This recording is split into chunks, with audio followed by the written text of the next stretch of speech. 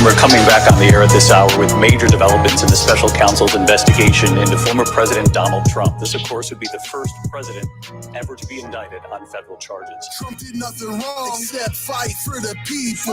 Trump did nothing wrong, fight for good versus the evil. Trump did nothing wrong, did everything legal. Trump did nothing wrong, I hope the deep state gets the needle. Trump did nothing wrong, you can bet that. Trump did nothing wrong, we're Hunter Biden at.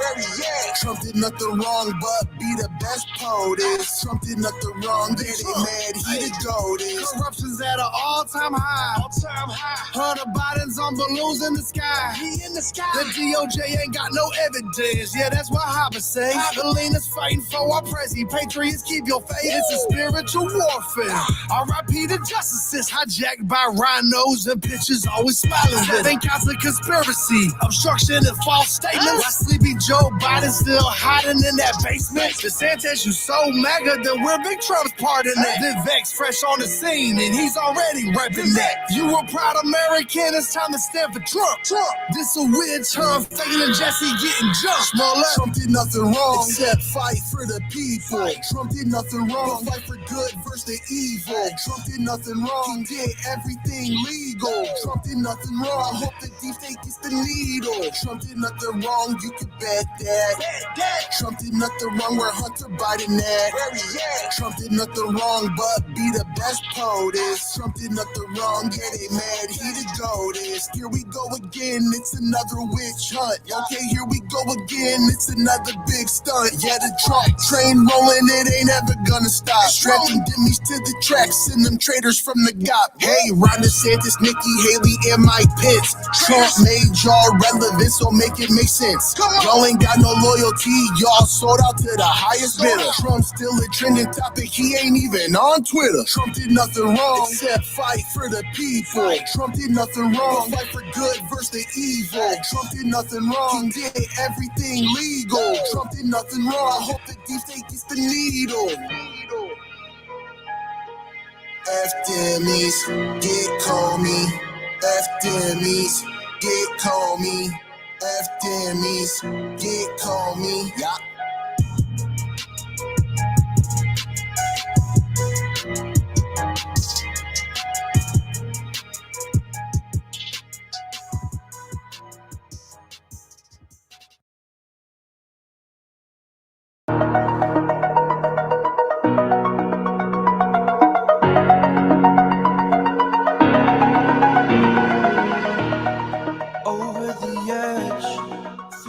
I'm floating through the air.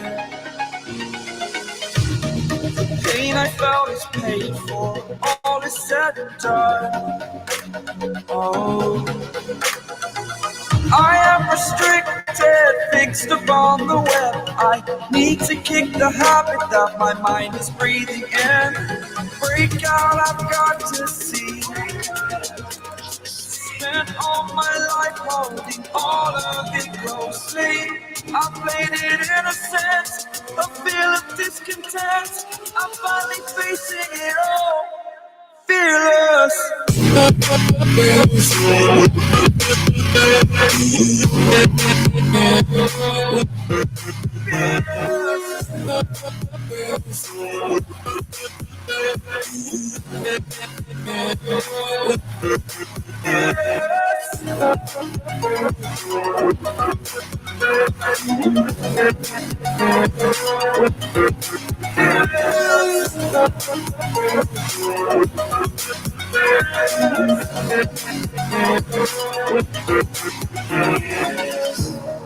Burning the bridge that keeps us. I'm here and I'm feeling exaggerated, that's what you assume. The story's over now, I must conclude. I am conflicted, watching where I step still, hanging in the balance, not the life I want to live. I want to take it all, standing tall, fear I weighed the person you are. Oh, break out, I've got to see. Spent all my life holding all of it closely. I played it in a sense, a feel of discontent. I'm finally facing it all, fearless.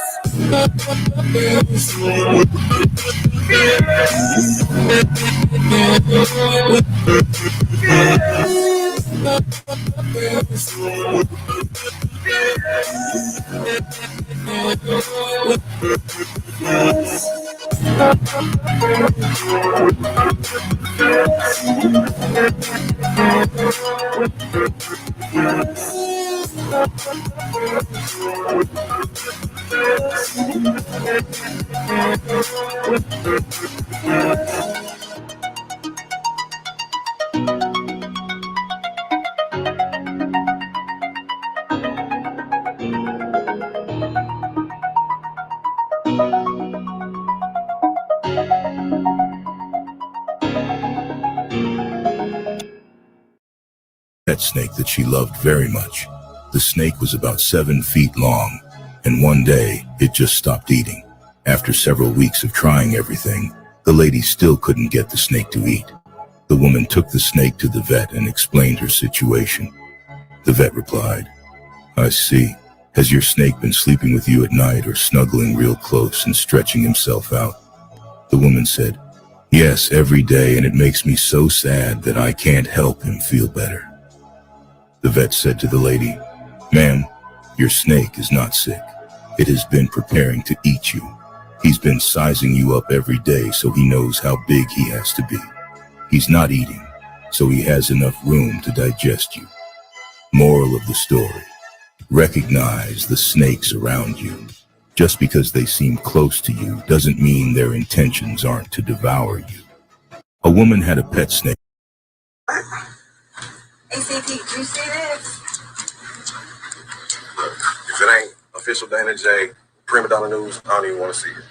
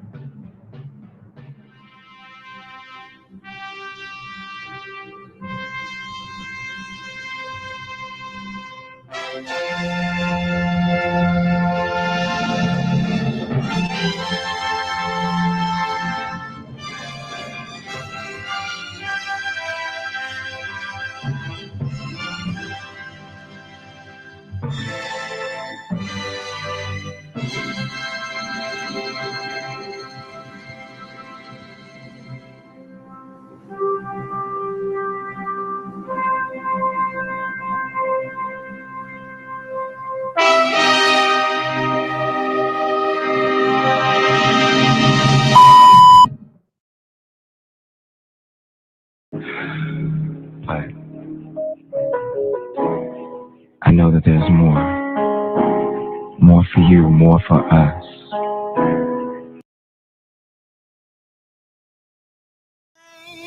Children, rain all night long. Didn't it all, didn't it all, oh my Lord, didn't it rain, didn't it rain, children, rain all night long, didn't it all, oh my Lord, didn't it rain. You can't run from it. You can't deny it. You can't pass it off. It's your call. God knew what he was doing. He knew who he was calling, and he expertly and intricately detailed every aspect of your life, your being, your persona, your psyche, your physicality, everything about you, from the texture of your hair to the color of your eyes to the way that you laugh to the fingerprint on your thumb. Everything is connected to your calling. And until you walk into the fullness of the thing that you were created for, you will find yourself frustrated. You're called.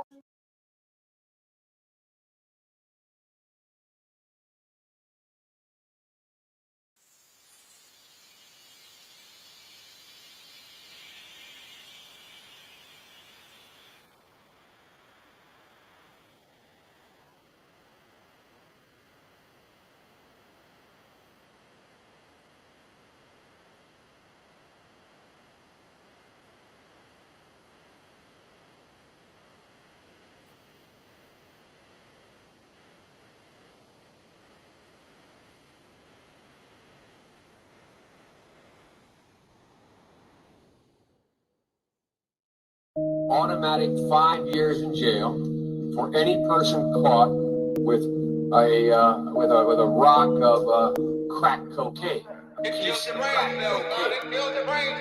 Hunter Biden's on crack rock. Hunter Biden's on crack rock. Hunter Biden's on crack rock. Hunter Biden's on crack rock. Don't make me call your mama. I'ma call your dad. Pedophilia, the big guy gon' be big man. Hunter Biden's on crack rock. Hunter Biden's on crack rock. Now Hunter love his hookers like Joe loves dead votes. This family tree's degenerate, we the people have spoke. You know, Joe taught his son how to smoke that shh. When he was young, his daddy blew that smoke all in his crib. Hey Steve Jobs, what you gonna do about Hunter Biden's iCloud? I know everything that's happening is making Donald Trump proud of his son. God bless Eric Trump. Don Jr.'s next up. Barron Trump is all love. You know, just that Taco Bell discriminating they race. Hunter Biden's on back page would come all over his face. This boy's a criminal, naked smoking glass on the floor. Police call him skinny dipping with his new GoPro. Hunter Biden's on crack rock. Hunter Biden's on crack rock. Hunter Biden's on crack rock. Hunter Biden's on crack rock. I'd like to welcome you to the Biden crime family. Hunter Biden's on crack rock.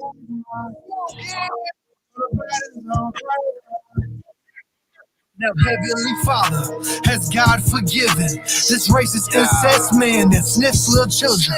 His son has fallen to drugs and women he's sinning. But just like any liberal boy, you know we play victim. Excuses, he on that pipe till he toothless. You know no man of God will ever sell out like Judas. You know us people need better, this president got me fed up. Videos on 4chan, boy, you looking pathetic. You always vlogging and recording like you never regret it. Don't send me no yellow girls, I read it, you said it. Don't send you no yellow girls, but what about white or black? 16 and under, homie, I know that you into that. Hunter Biden's on crack rock. Hunter Biden's on crack rock. Hunter Biden's on crack rock. Hunter Biden's on crack rock. Don't make me call your mama. I'ma call your dad.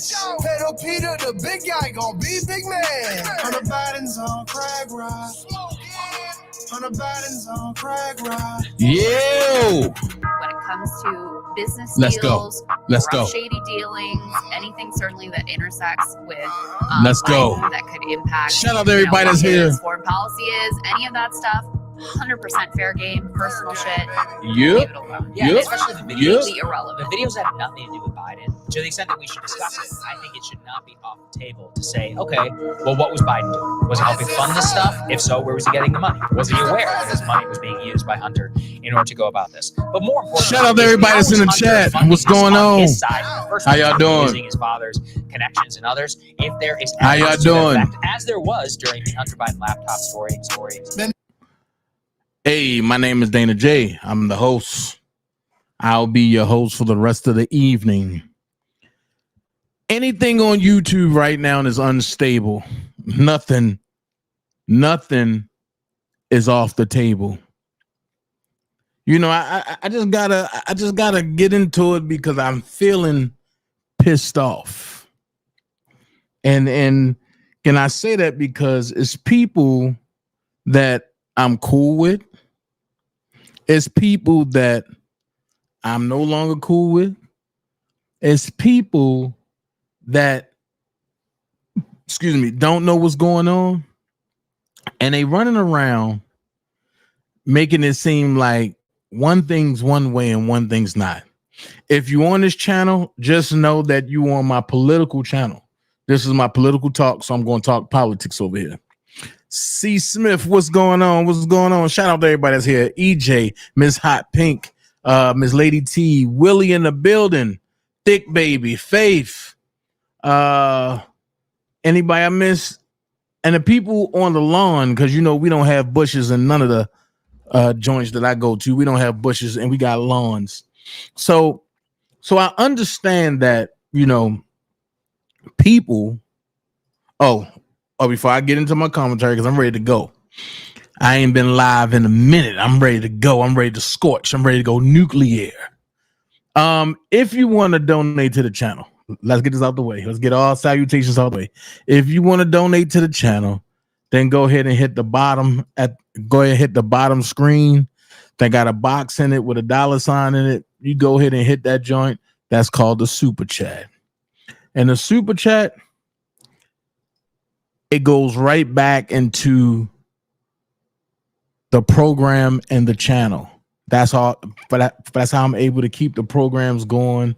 And you know, y'all keep everything going as far as programs, as far as up-to-date stuff that I need for the computer and stuff like that. Shout out to the people who's not just following me just for a R. Kelly case. You know what I mean? Shout out to those folks. Shout out to the people who's following me because they want to know the truth and they know that I'm going to bring nothing but the adulterated truth. No fillers, no nothing. Shout out to y'all. Shout out to the folks that just follow me for the R. Kelly case. Hey, soon when it's over, I guess y'all won't be following me no more, because if that's all you follow me for, you know, that case is about to be overturned. So don't forget Rob have a court case in Minnesota on December the 16th, 2024. He have a case in Minnesota on December the 16th, 2024. I'm gonna say it one more time. R. Kelly, Robert Sylvester Kelly, whom y'all deem is the king of R&B, which I think y'all putting him in a box, because I deem him the king of music. He have a case December the 16th. December the 16th in Minnesota at 9 a.m. All right, let's get into it. People always talk about what they don't know. So they get a tail end of it and then say, well, I don't know this and this and this and this. I don't know about this and this and this and this. And I don't think that this and this is going on. And it's not clear to say this and say that. It's not fair to say this. Well, here's what I'm going to say. For all the people that say it's not fair to do something or it's not fair to say something, then guess what? You are going to be the ones. Hey, Miss Melinda, you are going to be the ones that sit back, and when the stuff hit the fan, y'all going to be looking crazy. Y'all going to be the ones sitting back like, I don't know what to do. Oh my God. Oh my God. You are going to be the ones that's like, oh, look, call Dana. And you're going to find out my phone is going to be going to voicemail.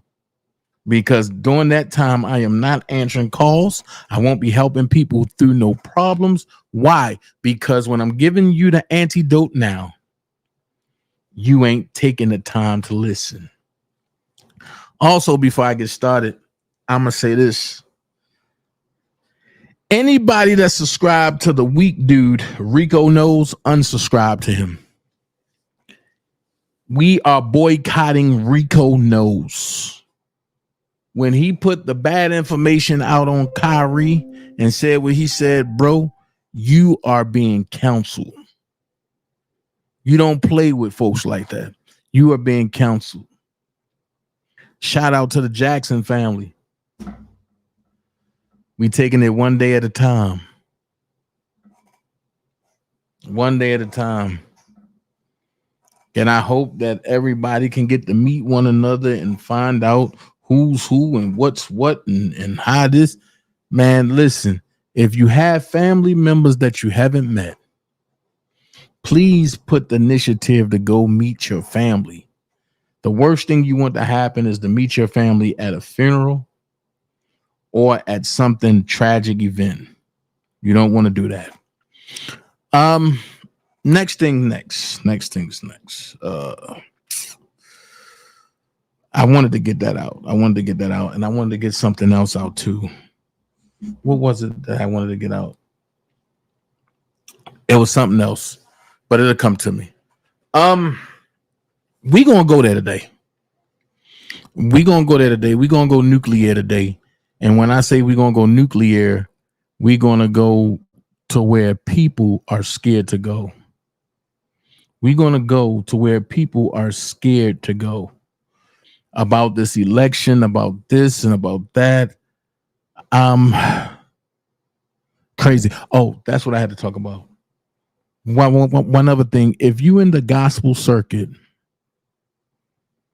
and if you know anything about pioneers and music and stuff like that, we lost somebody that's happened to be very dear to me. You feel me?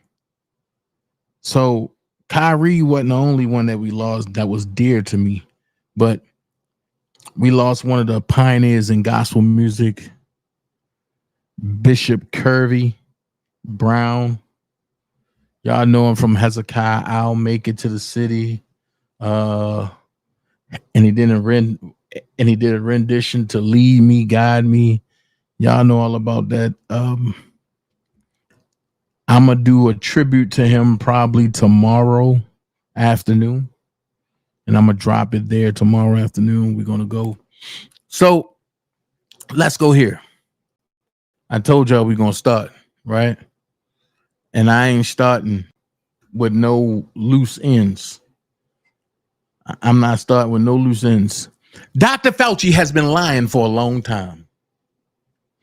And my understanding is that when you lie to government, you're supposed to be gone. Well, let's pay attention to what happens about the lies. I just want to make sure Dr. Fauci and Merrick Garland, two lying old people that should be gone. Check this out. Let's go. The children were screaming. They feared for their lives. You got these agents demanding that he come out. They've got the gun, she said, pointing at the house and at them.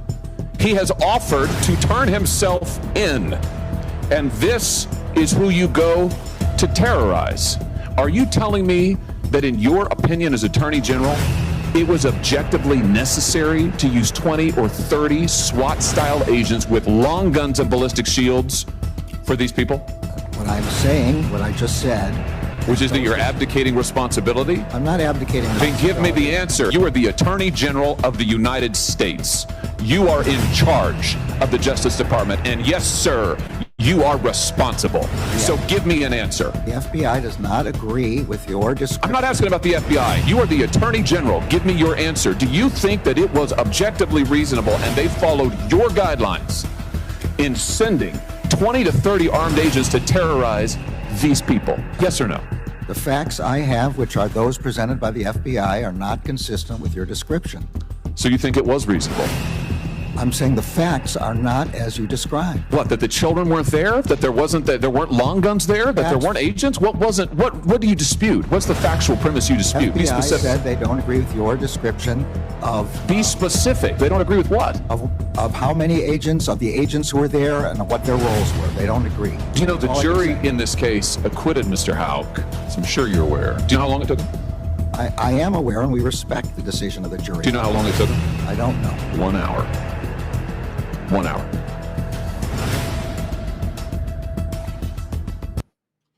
So the DOJ brought charges against that man and his family because the man really didn't want to be bothered with the whole Biden administration. And what happened was they brought him up on charges and they did all this crazy stuff. And when it went to the jury, everything took about, like they said, 1 hour for him to be found not guilty. And the weird part about it is when you being found not guilty amongst your peers, when you being put out there something crazy, it gets to you. It really gets to you, because at the end of the day, you don't know which way you're going to go. So let's keep it moving, because we ain't stopping. Anytime a little girl can tell how and what it really is, I got a problem. Now, the banks and the government have colluded to financially enslave the people of Canada. Brilliant 12-year-old girl exposes bank scam in language a 12-year-old can understand. Apply same logic to every central bank-backed country, which means who? The United States as well. Let's take a look of what's hitting our way. Since people want to believe that you have money and that you are untouchable, let's look at what's happening. Check it out. Have you ever wondered why Canada is in debt? Have you ever wondered why the government forces Canadians to pay so many taxes? Have you ever wondered why the bankers from the largest private banks are becoming wealthier and the rest of us are not? What I have discovered is the banks and the government have colluded to financially enslave the people of Canada. The government borrows money from the private banks. They then lend the debt-based money to Canada with compounded interest. The government then continues to increase taxation of Canadians year after year in order to pay back the interest on the exponentially growing national debt. What results is inflation. The government gave the banks the ability to loan out money that doesn't exist in the form of loans. They click a key on a computer and generate the fake money out of thin air. They don't actually have it in their bank vaults. Presently, the banks only have $4 billion on reserve, but they have loaned out over $1.5 trillion. It's their freedom and they need to be stopped. It said the following, and I hope that all of you remember this. Never doubt that a small group of people can change the world. Indeed, it is the only thing that ever has. Wow.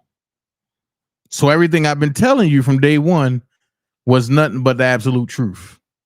They have been controlling your thoughts by telling you that the greenback IOU paper dollars that they've been giving you, and they made you believe that it's currency, or they made you believe that it's money.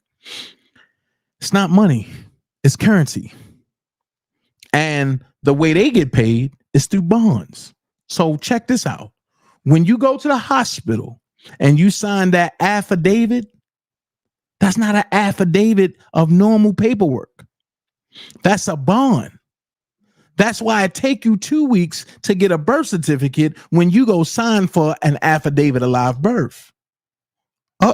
That's why they give you a social security number, but they have a QSEP number on the back of it so that way you can be tracked. When are we, the rightful owners of this land, of this country, going to stand up to what we believe in?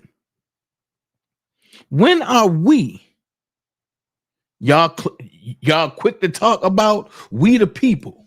Y'all quick to talk about, our constitutional right. You don't have a constitutional right if you can't read. What is your constitutional right if you don't even know what's going on? And see, this is what kills me, because, hey, Sheila, hey, Faith, yeah, we had coins. Well, what kills me is if this was about drama, I had 300 people in here. But because this is about putting people right where they need to be, too many people don't want to hear that. So with that being said, let's continue. They can come and watch this on. I'm not going to hold it out. So the NSW government has admitted to falsifying data. That was the same data they used to tell people they needed to lock the country down. Wait a minute. So you mean to tell me that everything that you heard about the COVID-19 shot was a lie? Hold on.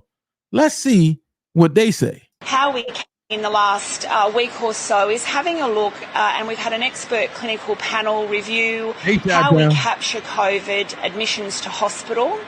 What we realised here in New South Wales that we had a very conservative approach to that capture, and we were back capturing people coming into hospital who, and I think I touched on this a couple of weeks ago, so incidental COVID, back capturing all the way back 28 days prior to admission. And what that meant was that in our numbers, we were getting a skewing of our data.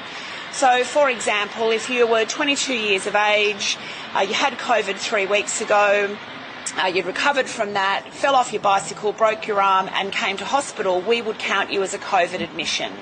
After the review by our expert clinical panel, we've now reduced that back capture to 14 days to provide a more realistic picture of what we're seeing in our hospitals, and our numbers reflect that. Wow. But on any scenario, whether it's 28 days, 14 days, or whatever the number you use, the trend is the same, and in all cases those numbers are following the same path down. I will also note that in New South Wales that back capture exists. That does not exist in other states, where you would only be counted if you were COVID positive at the time of your admission, unless otherwise. Wow. So now it's all coming out. Now all of the truth is coming out. And they don't want you to know what's going on. That's the problem. They don't want you to know what's going on, because the more you know, the more you're going to question. You know what I'm saying? Faye said, no, I didn't take that poison. D, as long as you reach one person, God honor that. Facts. I agree. But they don't want you to know the truth. So here's the question. If they lie to you about COVID, just so they can get their numbers up and the doctors can get paid, what do you think they lying about now? Make this make sense. If they lied about COVID, what do you think they lied about now? Hold on. Let me show you what they lied about. Uh-oh. For the people that said that the election was fair, let's go here. Excuse me. Fired. Wisconsin Election Commission Executive Director printed 64,000 ballots on the fourth and sixth floor of the Milwaukee City Hall, all in favor of who? Joe Biden. Fired. Claire Woodall Vogue. I would just say, as a reminder, that is a felony. It is voter fraud to abuse the system. That's why the Wisconsin Liberal Supreme Court reinstated ballot drop boxes so that felons can abuse the system. So hold on. Don't take it from me. Let's go. Government employee has been fired from her government job for helping to rig the 2020 presidential election in Joe Biden's favor. Here's what the official report is saying. She printed 64,000 ballots in the back conference room of City Hall, room 501, for the November 3rd, 2020 election. She had city employees and others at the CTCL fill out ballots on the 4th, 6th, and other floors of City Hall. Then picked out observers around 10 to 10:30 p.m. on November 3rd. Then brought in large amounts of ballots at 1:15 a.m. on November 4th. All illegal, unconstitutional. Number one way, however, the liberals stole the presidential election in 2024. Now listen to this. We have a documented email from one of her coworkers by the name of Ryan Chu. He wrote on November 4th at 4:07 a.m., Damn, Claire, you have a flair for drama, delivering just the margin needed at 3 a.m. I bet you had those votes counted at midnight and just wanted to keep the world waiting. Now, remember, up in Wisconsin, President Biden was winning. And then all of a sudden, in the middle of the night, Joe Biden came out ahead like a firework, just shot up. And all of a sudden, he's declared the winner. Now, this woman has been fired. Obviously, this needs to be reported in greater detail, but this could be how Biden had more ballots than Donald Trump. Not more votes, but more ballots. 64,000 extra ballots. Oh, hold on. Milwaukee County has been singled out by Republicans for potential fraud. Does Milwaukee administer elections any differently than in the rest of the state? No, I think that's one thing to really highlight is that we continue to be singled out, but we are administering elections just like every other municipality, every other county in the state. Our equipment is used elsewhere in the state, and our policies and procedures are following state law and Wisconsin Election Commission guidance. Following the 2020 election, you were threatened by election deniers. Does that persist? It does persist, unfortunately. I think that it was odd in that we saw the greatest amount of threats actually come almost a year after the election, and nearly 2 years after the election, we are still seeing a lot of election deniers, conspiracy theorists that I battle, and that our election officials, are answering questions that are very complicated on election day, and we've had to do additional training to make sure that they're comfortable working on election day. What kinds of trainings and preparations have you made with any kind of expectation of continuing threats to election officials? Yeah, so just this summer, we trained all of our chief election inspectors on managing and maintaining control of the polling place, de-escalation techniques, and really trying to prevent anything from becoming a potential violent situation, trying to kind of nip it in the bud before it would escalate to that point, and really going over the polling procedures in case you need to remove someone. Have you lost a number of people working at the polling places because of all this? To our knowledge, we haven't. I think most of our election officials really feel like this is a civic duty and feel like if they were to abandon their civic duty, that would be a greater threat to democracy. But it's really important to us that we make sure they feel equipped to go to work on election day and feel safe doing so. Just with about a minute left, what concern do you have that people may have tried to illegally test the online absentee ballot request process, like those people in Racine who are now under investigation? Before they were trying to highlight and test it and did so illegally, we have not seen any evidence of any type of widespread abuse or misuse of the online system. We monitor and see if there's any type of unusual mailing address being requested. Voters had to submit photo ID unless they're indefinitely confined. And I would just say as a reminder that that's a felony. It is voter fraud to abuse the system. And we take that very seriously, and anything that we see, we refer to the district attorney's office. Wow. So now you see the new measures that they are trying to take, which could be good, which could be bad. Hey, Galatians, which could be good, which can be bad. Let's keep it moving. Because now what you're about to see is an IT expert that after gaining access to a forensic image of the Dominion rigging management system in Mesa County, Colorado, he demonstrates how your government was overthrown on November the 3rd through 2020. Now, hold on. They talk about January the 6th, right? But nobody want to talk about how the election was rigged. So let's go. Let's talk about how the election was rigged. More than talking about it, let's see it. Check it out.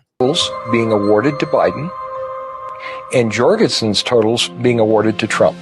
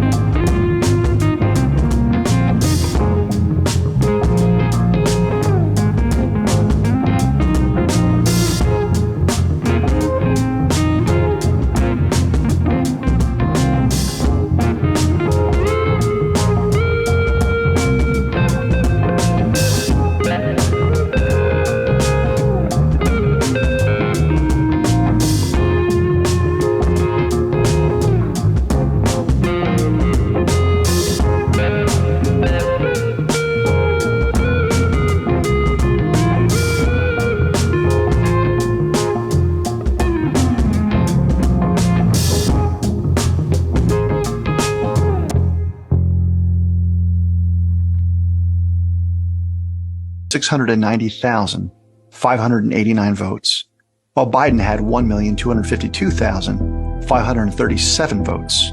The time was approximately 11:08 Eastern Standard Time. The next interval report shows Trump's votes decreasing to 1,670,631, and Biden's votes increasing to 1,272,495. The time is approximately 11:09 p.m. Live on CNN, exactly 19,958 votes were switched from Trump to Biden. This means Trump lost 39,916 votes. Wow. So if it's that easy to show, then come on, y'all. I'm not telling you to like Trump. I'm not telling you to like Biden. I'm not telling you to hate Trump. I'm not telling you to hate Biden. But let's put the truth where it may. Let's continue because we got more to go. Uh-oh. People don't want to see the truth. So check this out. Since folks don't want to see the truth, we're going to go there.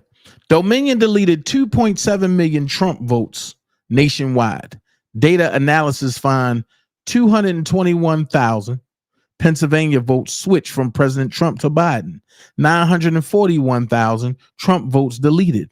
States using Dominion voting systems switched 435,000 votes from Trump to Biden. Now, I've asked this question many a times. Do you really believe that Joe Biden had more colored votes and votes than Barack Obama? When I was on Revolt, the lady said, oh yeah, and because this and this, and even a good friend of mine, which is the Savage's lawyer, and we know who it is. That's my guy, though. That's my guy. He even came out and tried to give a definition of why that happened, knowing that I'm going to be the one to call it out. But check this out. Let's look at it. For Democrats that were meant for Republicans, causing a 6,000 vote swing against our candidates. Hey, the county clerk came forward and said tabulating software glitched and caused a miscalculation of the votes. Since then, we have now discovered that 47 counties use this same software in the same capacity. Antrim County had to hand count all of the ballots, and these counties that use this software need to closely examine their results for similar discrepancies. The people of Michigan deserve a transparent and open process. Wow. Wow. And that lady, for they wanted to take her job. So I'm just saying, when I ask questions, a lot of my questions be open-ended questions because I already know the truth. So when people, and again, I'm gonna say this, Gerald Griggs did what he had to do. He's trying to save face for the blue state and whatever, but it's time to flip every state red to get everything back in order. Am I saying that the Republicans is the answer? No, the hell I'm not. Because we have rhinos on that side as well. Am I saying that the Democrats is the way? No, I'm not. Because the Democrats have Democrats as well. And the problem is that the Democrats colluded with the rhinos and created a uniparty. So anybody that goes against the uniparty is against them, which is what? The deep state. But let's go here. I'm so proud of this man right here, James O'Keefe. He does what he does. He goes undercover and he puts the whole thing into perspective. Now check this out. America is so corrupt. James O'Keefe literally caught BlackRock confirming they control the president and absolutely nothing happened. You do not get who you vote for. You get who BlackRock pays for. Let me tell you, it's not who the president is. It's who's controlling the wallet of the president. Now watch this. It's not who the president is. It's who's controlling the wallet of the president. Why Donald Trump is such an anomaly. Why Donald Trump is such a threat? Because he didn't take not one dime his whole 4 years of presidency. Hey, Mama Murray. 4 years he did not get paid. He paid himself. I think people miss that. Obama got paid. The Clintons got paid. Joe Biden got paid. The only other two presidents who didn't get paid was what's the guy? Kennedy and Lincoln are the only two who didn't get paid. And then comes your anomaly, Donald Trump. But people will rather argue me down about crazy stuff instead of looking at the truth and what the truth really is. That's why I can go to black shows. That's why I can go to what they call black shows. That's why I can go to people's channels and I can debate them, because there's truth in what I'm saying. And you can't think that I'm gonna go to CNN and I'm gonna listen to CNN and then yeah. Anybody that know me knows I look at least 6 different news medias. I look at the conservative side, I look at the independent side, I look at the Republican side, I look at the Democrat side, and then I make up my own decision, which 9 times out of 10 end up being the truth. So let's listen to what James O'Keefe did with BlackRock. They don't want to be in the news. They don't want people to talk about them. They don't want to be anywhere on the radar. Why not? I don't know, but I suspect it's probably because it's easier to do things when people aren't thinking about it. All of these financial institutions, they buy politicians. You can take this big ton of money, and then you can start to buy people. I work for a company called BlackRock. Meet Serge Varley, a recruiter at BlackRock. Let me tell you, it's not through who's the president. It's who's controlling the wallet. So it's the, and who's that? The hedge funds, BlackRock, the banks. These guys run campaign financing. Yep, you can buy your candidates. Obviously, we have the system in place. First, there's the senators, and these guys are rich. You got 10 grand, you can buy a senator. I can give you 500K right now. No questions asked. Yeah. I didn't do this. We're done. Does like everybody do that? Does BlackRock do that? It doesn't matter who wins. You're still right. They're my pocket at this point. Here's Serge Varley on how good war is for BlackRock's business. Do you have any thoughts on the Ukraine-Russia war? Yeah, I mean, I do have thoughts. What are they? Ukraine is good for business. You know that, right? I'll give an example. Russia blows up Ukraine's grain silos. Price of wheat's gonna go mad up. Ukrainian economy is tied very largely to the wheat market, global wheat market. Prices of bread, literally everything it goes up and down. This is fantastic if you're trading. Volatility creates opportunity to make profit. War is real good for business. It's exciting when goes wrong, right? BlackRock manages 20 trillion. It's incomprehensible numbers. BlackRock Serge Varley says all of this is above a normal person's understanding. You're like an undercover reporter. I don't know. Normal people don't give a shit. This is beyond them. The whole thing of like domination from a concept is it's so interesting.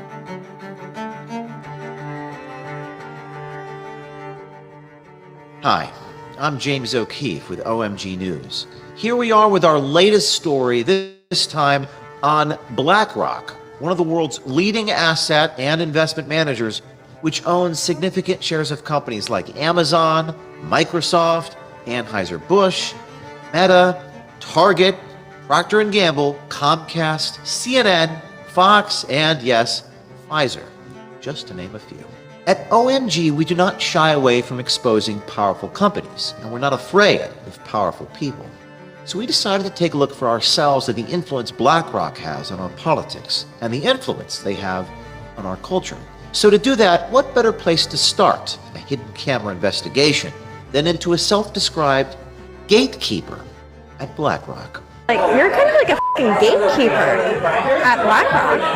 Yeah, I am. I decide people's fates. Every fucking day, I literally decide how somebody's life is going to be shaped. That's so powerful. I love it. Yeah, it's I don't know, the whole thing of like domination from a concept is it's so interesting. Introducing Serge Varley, whose LinkedIn says he's worked for Morgan Stanley, Citadel, and now as a recruiter at BlackRock. I work for a company called BlackRock. I'm not actually a finance guy. I know what happens because I'm recruiting people who do these things. I'm the person who headhunts people from other firms. So I would approach you and be like, hey, this is a good reason why you should come work for us. Serge tells us who really runs the world, how they do it, and just how much it costs to buy people, like politicians. Let me tell you, it's not through who's the president. It's who's controlling the wallet.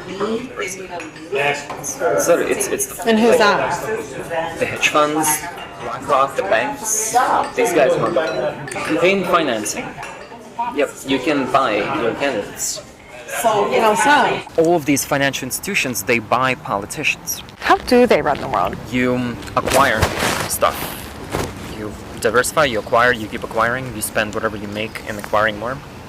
And at a certain point, your risk level is super low. Like, imagine you've invested in like 10 different industries, from food to drinks to like technology, right? One of them fails, it doesn't matter. You have 9 others to back you up. Risk management is inherently in just about everything, and in the finance space, it's all about it's all about the money you make. You don't let it sit. You keep using it over and over, and Reinvest. Yeah, and it exponential growth. And then once you just own a little bit of everything, is that where the control? Yeah, you own a little bit of everything, and that little bit of everything gives you so much money on a yearly basis that you can take this big ton of money, and then you can start to buy people. Obviously, we have the system in place. First, there's the senators, and these guys are cheap. You got 10 grand, you can buy a senator. It doesn't matter who wins. They're still right. They're in my pocket at this point. I can give you $500K right now, no questions asked. Yeah. I'm gonna do what needs to be done. They're like, yeah, of course. And why not? Does everybody do that? Does BlackRock do that? The BlackRock recruiter also tells us about how the U.S. government relies on BlackRock for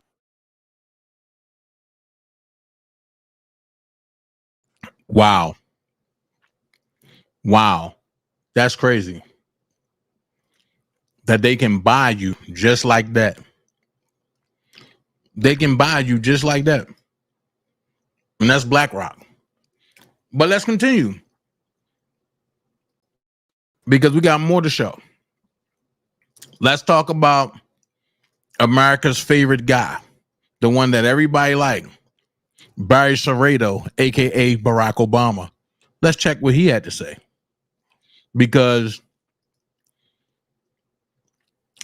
under Jack Dorsey, Twitter, which is now called X, took this video down, which chronicles the unmasking of General Flynn by the Obama administration and the FBI, and the attempted coup on a duly elected president, which was who?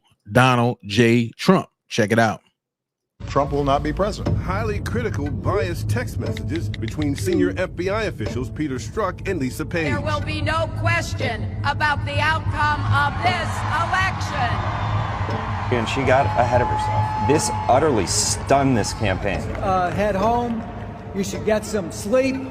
We'll have more to say tomorrow.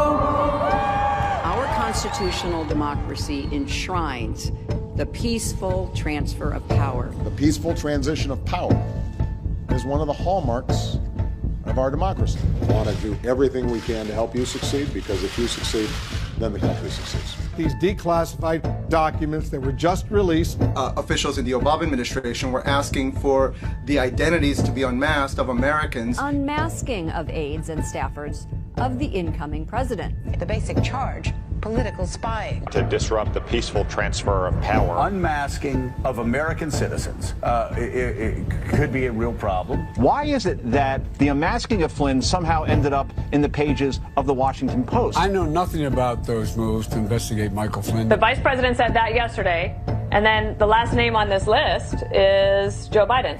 The Obama administration was bitter. They wanted to do everything they could to undermine the incoming Trump administration. Really designed to sabotage and really upend the new administration. An outgoing president and a vice president and a Washington Post columnist and the FBI setting up an incoming administration. Wow, that's a real conspiracy, and nobody wants to talk about it.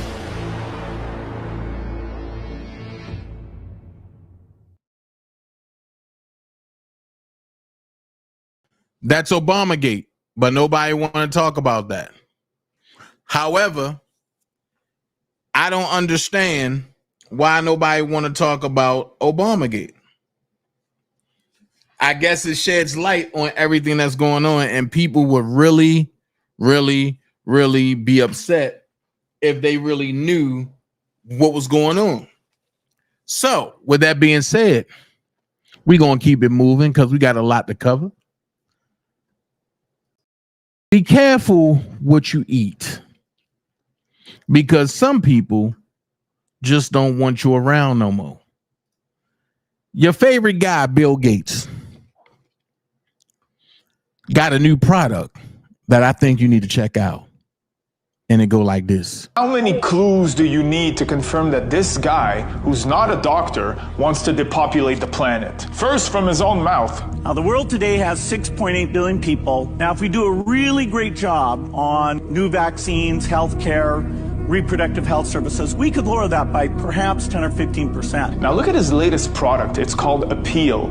It's like a wax coating that goes on fruits and vegetables for them to last longer. First, you can't wash it off, and according to their own documentation, you can find traces of arsenic, lead, and mercury on their products. What? So the same guy who says he wants to depopulate is deeply invested in abortions, deeply invested in vaccines, and he's now putting arsenic in the food supply. He doesn't believe in planting trees. I don't plant trees. He wants your food to be grown in a lab with God knows what, and he wants to block out the sun. I mean, who is this guy? I mean, are we the science people or are we the idiots? Which one do we want to be? How many clues do you need to confirm that this guy... I keep telling y'all, check everything that you eat. Because what you eat is not really what it is that you think you're eating. So now I'm about to walk down the street, because even me and some Dream Team members had arguments and disagreements about this. They came to me and they said, well, you know, Trump racist, because Trump said that those people, the immigrants, was coming to take black people jobs. And I downplayed it just enough to give people time to go and research that. The reason why I did it, because of this right here. It's about to get ugly. And here's my thing. The colored, the so-called black community, been saying it for years. But when Trump said it's a problem. So check it out. 20 million people, they're taking black jobs. That's racist. That is the most racist thing ever. Is he saying black people don't have jobs? Immigrant that comes to America find their way into the black community to build their empire, their American dream on the black nightmare. That's right. You tell them, Farrakhan. Power to the people. These illegal immigrants are coming in, taking all our black jobs, and it has to stop. 20 million people, they're taking black jobs. Oh, we don't have jobs like black people don't have jobs. We can't get. What is a black job? Explain to me what a black job is. The point that she made about illegal immigration affecting you is that it's going to affect you at some point. Why? If the Kegel Chicken Factory is hiring illegal immigrants at an undercut on the rate, it affects the black people who live there, who should be demanding $20 an hour because they're being undercut. So when they get wiped out, they have to hire blacks, pay them, and unionize. So she's right on that. Could not agree more, Killer Mike. Exactly. These illegal immigrants coming in and taking our black jobs. Millions of people that he's allowed to come in through the border. They're taking black jobs now. Are you kidding me? This guy, first of all, okay, I don't have a job because I collect welfare, but it doesn't matter. Ain't say nothing about the blacks. We been in construction. Y'all kicked us out. They say we're not paying these Negroes $25 an hour, $24 an hour, $30 an hour. Let's go hire these Mexicans with no documentation that's coming across the border, give them $9 an hour, $10 an hour, and they're going to work sun up to sun. And you ain't black. So I have a question. Right? And I'm going to play it again for the people who might be watching that's coming in slow. I'm going to play it again. 20 million people, they're taking black jobs. That's racist. That is the most racist thing ever. Is he saying black people don't have jobs? immigrant that comes to America find their way into the black community to build their empire, their American dream on the black nightmare. That's right. You tell them, Farrakhan. Power to the people. These illegal immigrants are coming in, taking all our black jobs, and it has to stop. 20 million people, they're taking black jobs. Oh, we don't have jobs, like black people don't have jobs. We can't get, what is a black job? Explain to me what a black job is. The point that she made about illegal immigration affecting you is that it's going to affect you at some point. Why? If the Kegel Chicken Factory is hiring illegal immigrants at an undercut on the rate, it affects the black people who live there who should be demanding $20 an hour because they're being undercut. So when they get wiped out, they have to hire blacks, pay them, and unionize. So she's right on that. Could not agree more, Killer Mike. Exactly. These illegal immigrants coming in and taking our black jobs. Millions of people that he's allowed to come in through the border. They're taking black jobs now. Are you kidding me? This guy, first of all, okay, I don't have a job because I collect welfare, but it doesn't matter. Ain't say nothing about the blacks. We been in construction. Y'all kicked us out.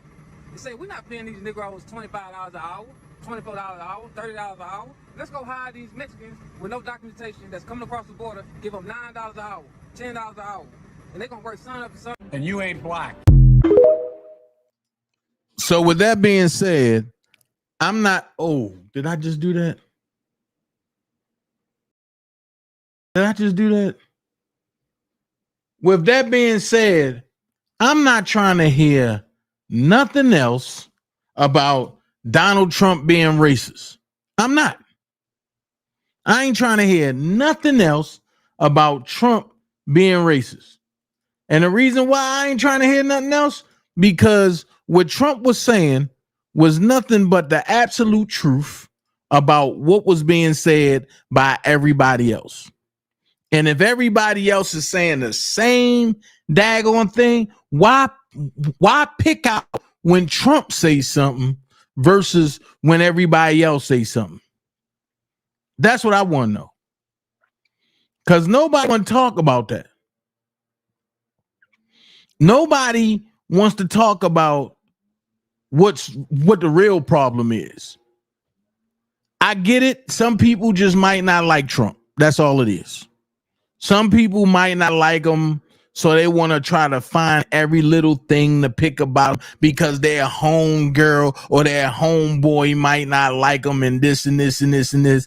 Man, listen, there's no way around it.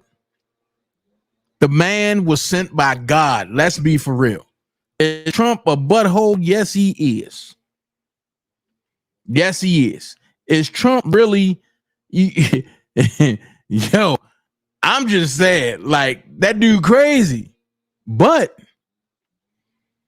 if he's sent, you can't argue about it. If Trump is sent, how can you argue about it?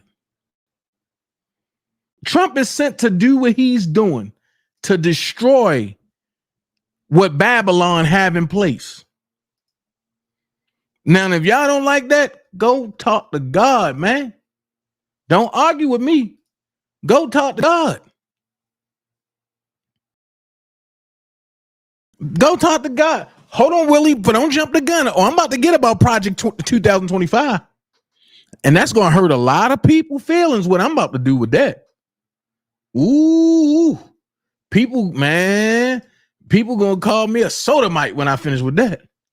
However, what I do want to talk about real quick, and I'm going to keep it a buck. I'm going to keep it a buck. Is this it? Hold on.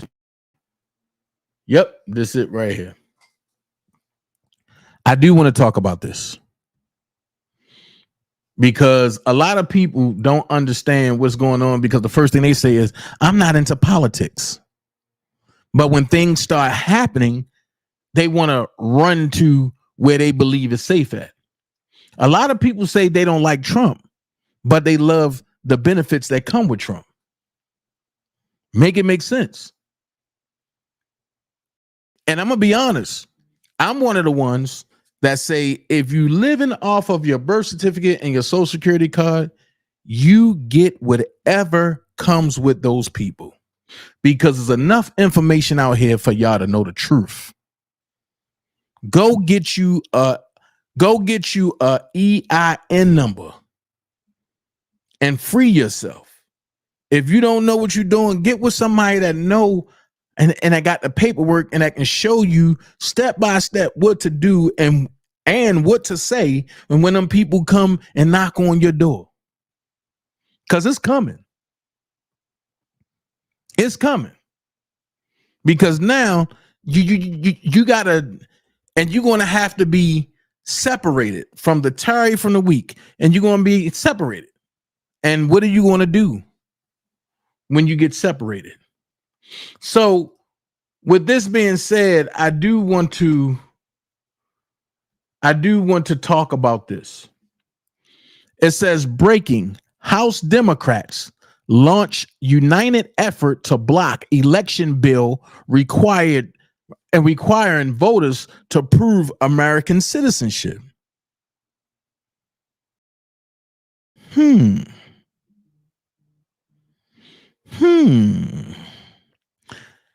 Breaking: House Democrats launch united effort to block election bill requiring voters to prove American citizenship. Now watch this. This should have you scared. Why should it have you scared? It's because now, are you a citizen? This was going to prove. This was going to prove if you're a citizen or not. Because when you show up and with that birth certificate, they're going to say, oh, you're not a citizen. And then you're going to be looking stupid. Know who you are. But breaking: House Republicans introduce SAVE Act, ensuring only American citizens will vote in federal elections. Do you support this, A or no? A for yes, B or for no. So I'm going to ask y'all this. Can you put it in the chat? Do you support the House Republicans that introduced the SAVE Act bill? Do you support the SAVE Act, which ensuring only American citizens will vote in federal elections? If you support that, put A. If you don't support it, put B. You know, because all the Democrats, which is led by who? Nancy Pelosi, this witch right here, this witch right here, and you know, Schumer and all them folks. Oh yeah. I'm just saying. Hey, Dana and Dream Team and chat. I wish I wasn't that worried. Hey, Tiff. It's okay. I'm just saying, I'm breaking this down to y'all. So now I'm going to switch from this for a second, and I'm going to go to what a lot of y'all president said. Lexington said, what about that limousine ride that the media is so quiet about? Listen, Lexington, they don't want to talk about that. They don't want to believe that that's true. Just like they don't want to believe that Big Mike is now Michelle. I keep saying it and I'm going to keep riding with it. It ain't going to stop with me. So, hold on. Which one is this? Okay. So, after spending the last 3 years flooding the country with millions of illegals, the Biden administration just came out against the SAVE Act, which would require documentary proof of United States citizenship in order to vote in American elections. Now, what people don't understand is when I say that you're not a citizen, you don't have the proper citizenship paperwork because you was never sworn in. So when you take your birth certificate and they're going to say, what is this? So I'm going to help the people that don't want to live the right way because they scared of the unknown. Go and get you a certificate of live birth and hold on to it. You can get the long form or the short form. Let me help you again. Go get you a certificate of live birth either long form or short form. A birth certificate ain't going to do, because now, and you got to get that true situation. And the only true situation is the certificate of live birth. That's the bond that you're going to need, that they're going to have to see the seal on the back of it, because they got to scan that seal and stamp that seal. So I think I just helped some people who don't want to come to the right side. So the statement says this: the administration, watch this, statement of administration policy, House Resolution 8281, Safeguard American Voter Eligibility Act. Republican Roy, Representative Texas, a Republican of Texas, and 104 co-sponsors. That's weird. The administration strongly opposes HR 8281.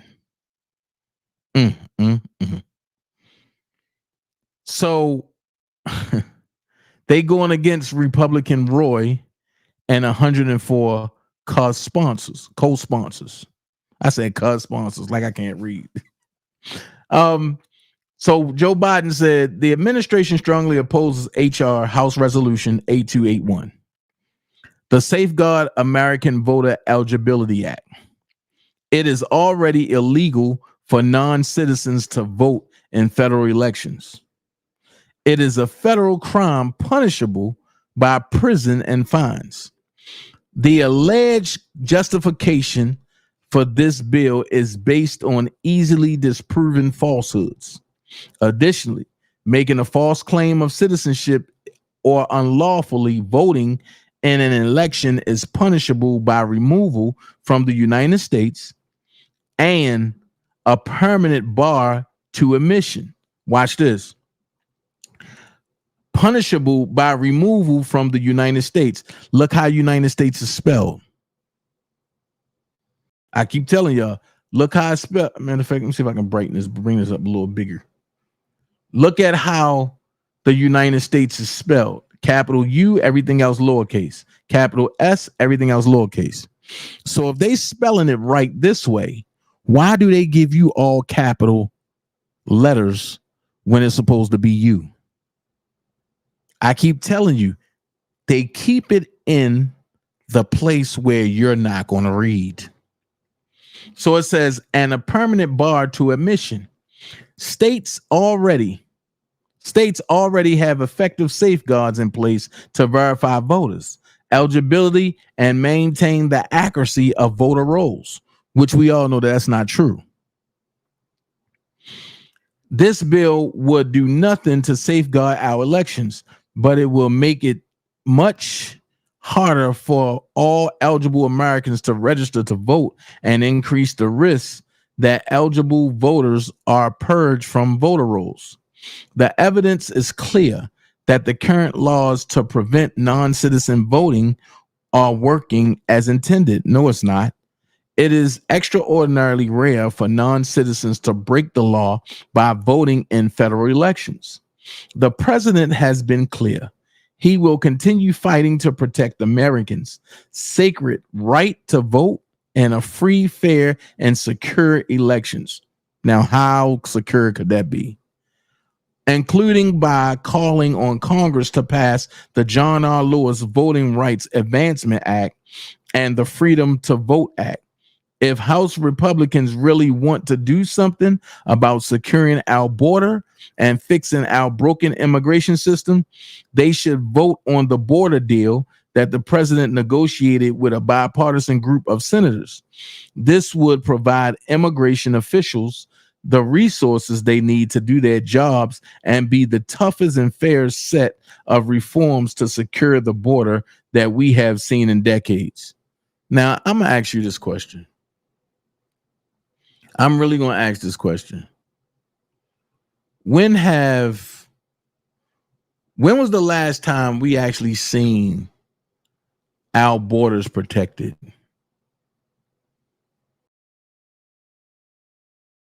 The last time that we seen our borders protected, and I'm gonna answer it, is when that orange man was in office. Faith, oh, you know a little something. You said start mailing right from the post office. See, people don't understand that the post office is the most powerful place on the face of this earth. And if you know how to use it correctly, you can't be touched. However, we're going to go through a list of things.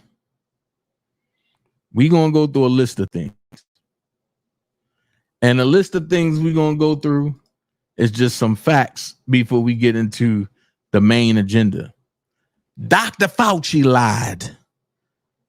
And then he went to Congress and lied under oath. Sound like some other people I know. And let's see. He can't get out of this one. Let's go. Once people feel empowered and protected legally, you are going to have schools, universities, and colleges are going to say, you want to come to this college, buddy? You're going to get vaccinated. Lady, you're going to get vaccinated. Yeah. Big corporations like Amazon and Facebook and all of those others are going to say, you want to work for us? You get vaccinated. And it's been proven that when you make it difficult for people in their lives, they lose their ideological bullshit and they get vaccinated. That's exactly what you meant when you said making it hard for people to live without getting a vaccination. You affected people's ability to work, travel, be educated, to actually flourish in American society, to self-determine, as we're all given God-given rights. Shame on you. You inspired and created fear through mass mandates, school closures, vaccine mandates that have destroyed the American people's trust in our public health institutions. Once people feel empowered and protected legally, you are going to have schools, universities, and colleges are going to say, you want to come to this college, buddy? You're going to get vaccinated. Lady, you're going to get vaccinated. Yeah. Big corporations like Amazon and Facebook and all of those others are going to say, you want to work for us? You get vaccinated. And it's been proven that when you make it difficult for people in their lives, they lose their ideological bullshit and they get vaccinated. That's exactly what you meant when you said making it hard for people to live without getting a vaccination. You affected people's ability to work, travel, be educated, to actually flourish in American society, to self-determine, as we're all given God-given rights. Shame on you.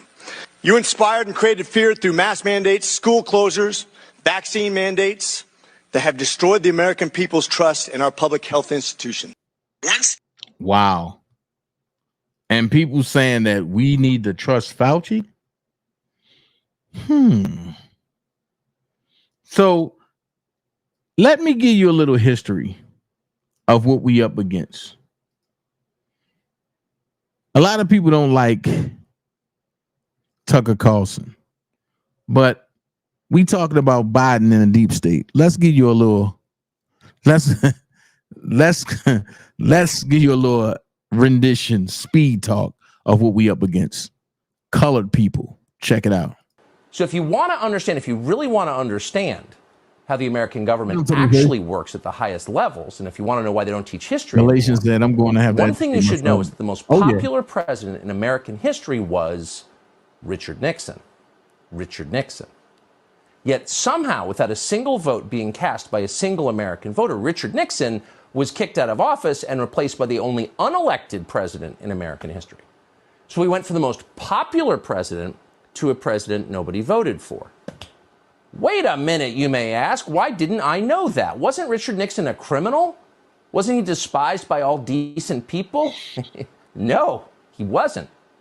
In fact, if any president could claim to be the people's choice, it was Richard Nixon. Richard Nixon was reelected in 1972 by the largest margin of the popular vote ever recorded before or since. Nixon got 17 million more votes than his opponent. Less than 2 years later, he was gone. He was forced to resign. And in his place, an obedient servant of the federal agencies called Gerald Ford took over the White House. How did that happen? Well, it's a long story, but here are the highlights, and they tell you a lot. Richard Nixon believed that elements in the federal bureaucracy were working to undermine the American system of government and had been doing that for a long time. He often said that. He was absolutely right.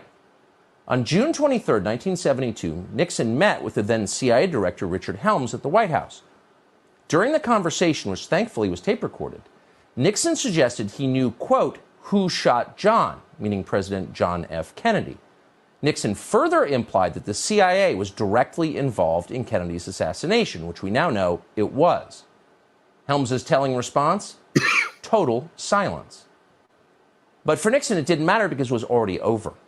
4 days before, on June 19th, the Washington Post had published the first of many stories about a break-in at the Watergate office building.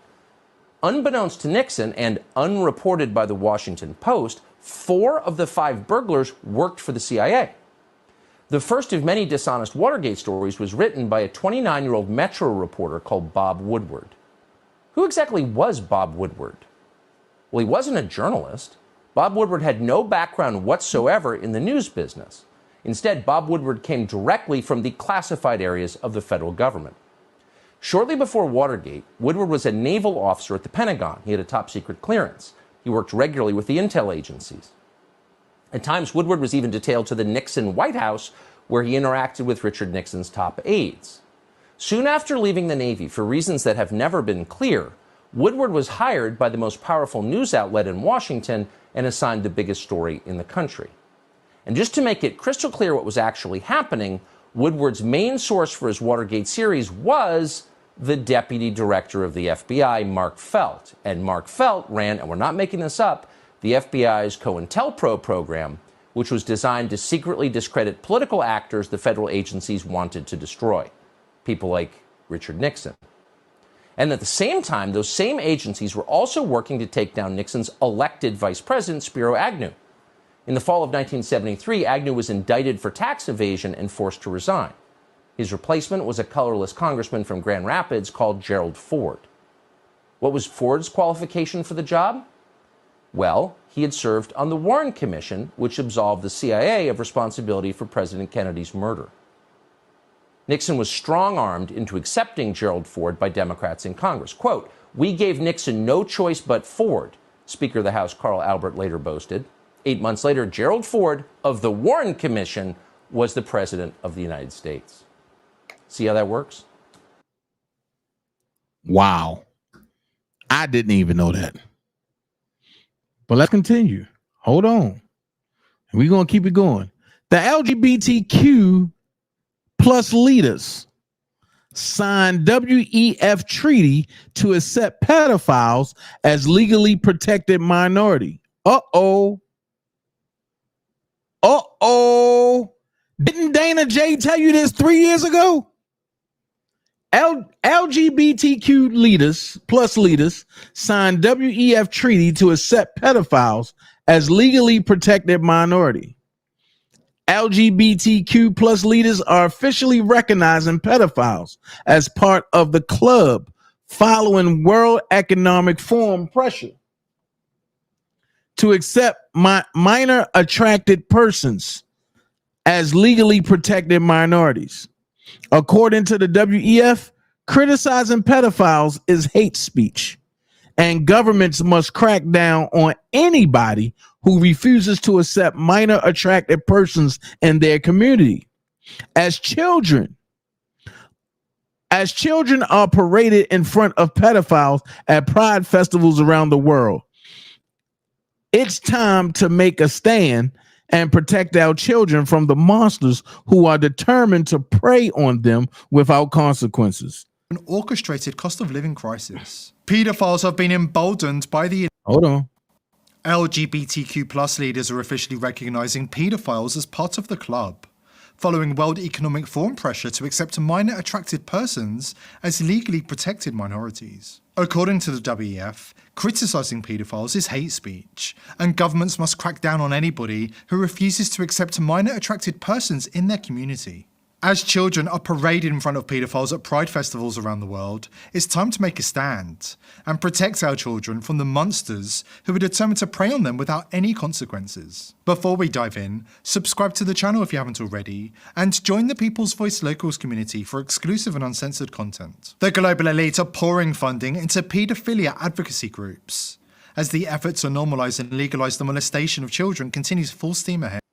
Hold on. Look who it is. George Soros funding convicted child molesters to write pedophile love stories. Once again, now you see why they wanted Rob out the way?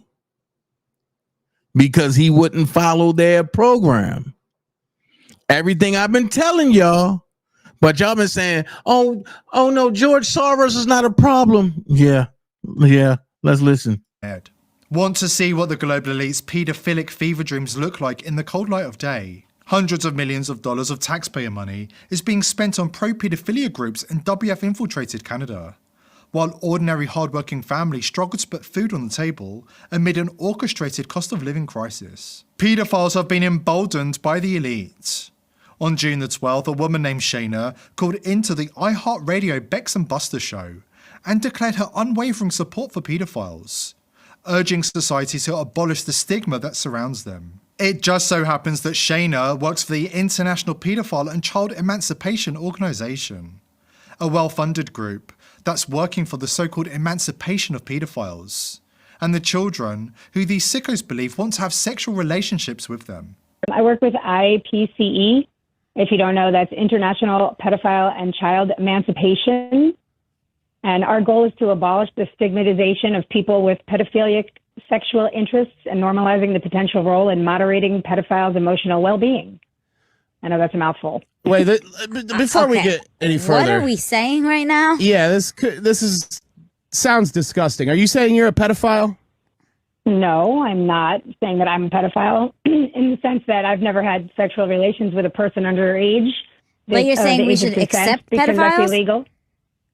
Well, I just don't believe we should be shunning those in our community that have desires to engage in a romantic relationship with someone in a drastically different age group.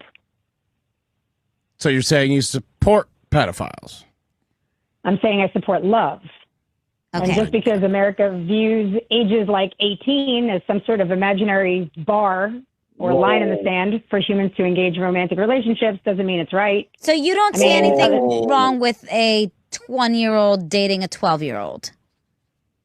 That's not what I'm saying. But listen, in Nigeria, the age of consent is 11. It's 14 in other countries like Brazil, Colombia. If we're taking if we're taking a month as a country to showcase our pride for other communities of sexual exploration, then I think we should add the letter P, which is just as important as the L, G, B, and T. Shayna and her co-conspirators at the IPCE are not alone. Hold on. That's not what I'm saying, but listen, it doesn't mean it's right. Let's listen to that again. I just don't saying that I'm a pedophile. Before we get any further, pedophile and child. A well-funded group. Let's listen to that again. For the so-called Hold on. emancipation of pedophiles. Oh boy! And the children who these sickos believe want to have sexual relationships with them. I told y'all it was coming. People told me I was lying. They struck my channel, told me I was a liar. I didn't know what I'm talking about. And while you at it, go ahead, hit that like button and go ahead and subscribe this out. But let's listen to this again. I said, boy. I work with IPCE.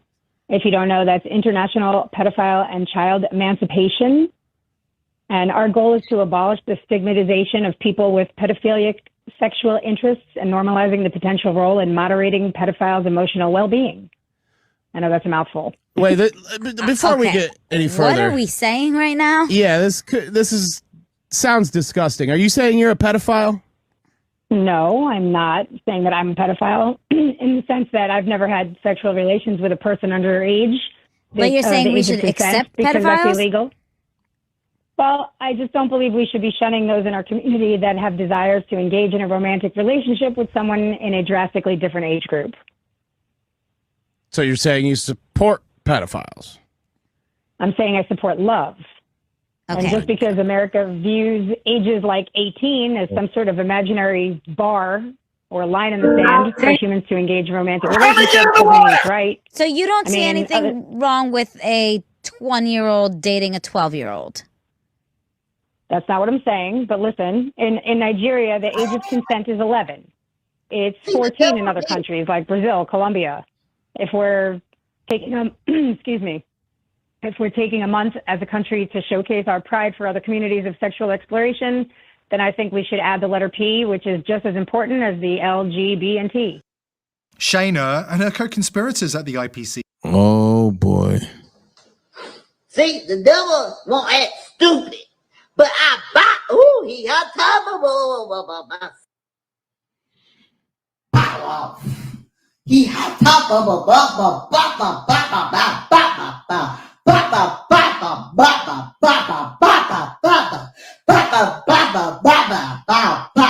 see, he coming Honda. Are not alone. Children have become a regular sight in sexually charged context at pride festivals around the world.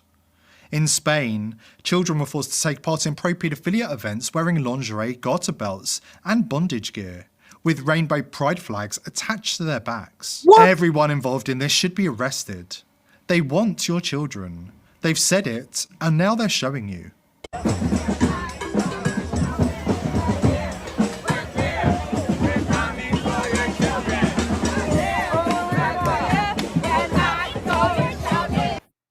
They aren't joking. What? Anybody who thinks Jeffrey Epstein had the only island where children are trafficked to paedophiles needs to wake up and smell the coffee. These monsters have been emboldened to the point where they're now comfortable showing their faces and demanding their so-called rights to have sexual relationships with our children. Are we going to allow this to continue? Today's sponsor is Liver Medic. If you think the supplements they're safe and efficacious natural products that true by visiting Liver Medic more.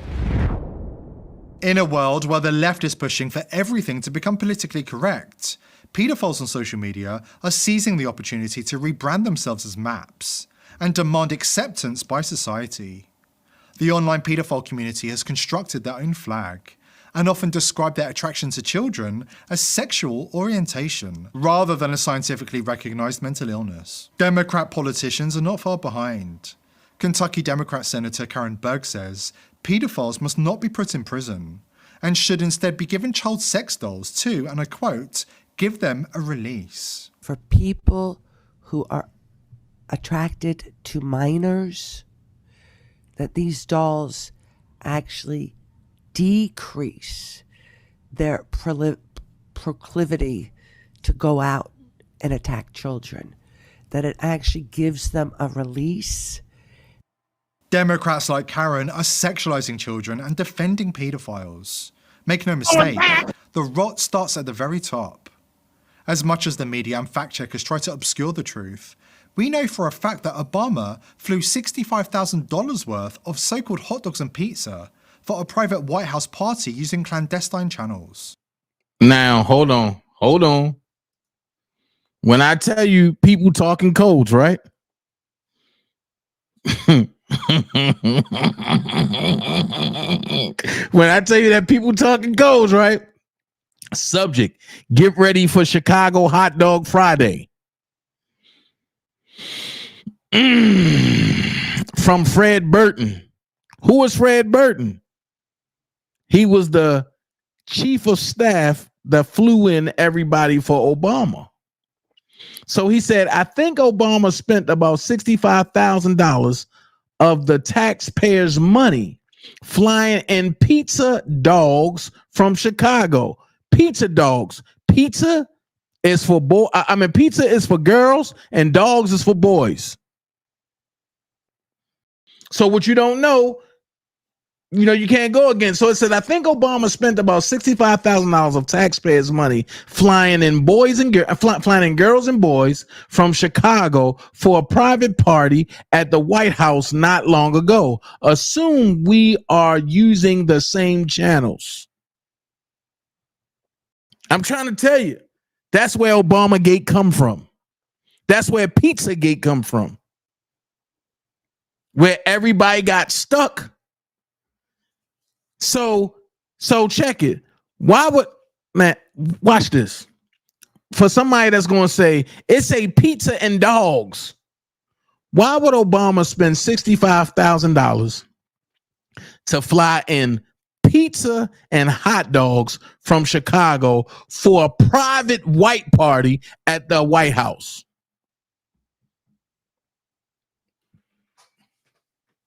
Make it make sense. You can't say boys and girls because people watching your servers. That means that you will get caught. So they mask it to pizza and dogs. Let's finish. Using clandestine channels. We also know, thanks to WikiLeaks emails, that the FBI has identified. Here we go. This is why they wanted Julian Assange locked up, because he posted this. Search all Podesta emails for these keywords. We are uncovering a child sex ring. Podesta emails 28. Hot dog equal boy. Pizza equal girl. Cheese equals little girl. Pasta equals little boy. Ice cream equals male prostitute. Walnut or nuts equals person of what? Color. But look how they spell color. Map equals semen. Sauce equals orgy. I mean, you ain't gonna find this on this side of the internet on nobody else's page except for where? Dana J, because I expose it all. Hot dogs and pizza as pedophile code words, with hot dogs being code for young boys and pizza for young girls. As you may have guessed, there are no publicly available images or information about this hot dog and pizza party. Obama also allowed his teenage daughter, Malaya, to intern with convicted rapist and alleged pedophile Harvey Weinstein. The globalist elite gets off on hiding in plain sight, which is the only way to understand why Obama also publicly exchanged. Hold on. You see Joe Barack? Who do you think that Joe is for? Who do you think that Joe is for? Let's see if you can guess. Let's see.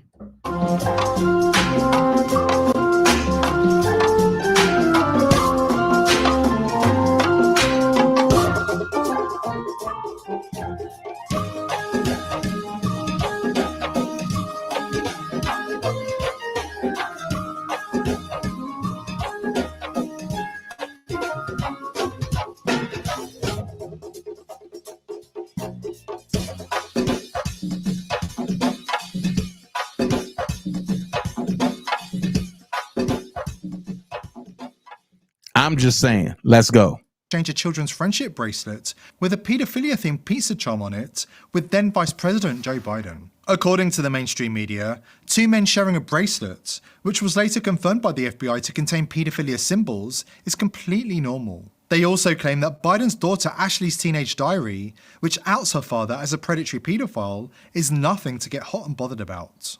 And every time Biden sniffs, gropes, and makes inappropriate comments to a young girl, the media runs a prepared series of articles defending his behavior and attacking those who claim we should be asking serious questions about the predilections of this man. This is the new normal, and ploughing ahead at full steam, just how the globalist elite planned. But don't take my word for it.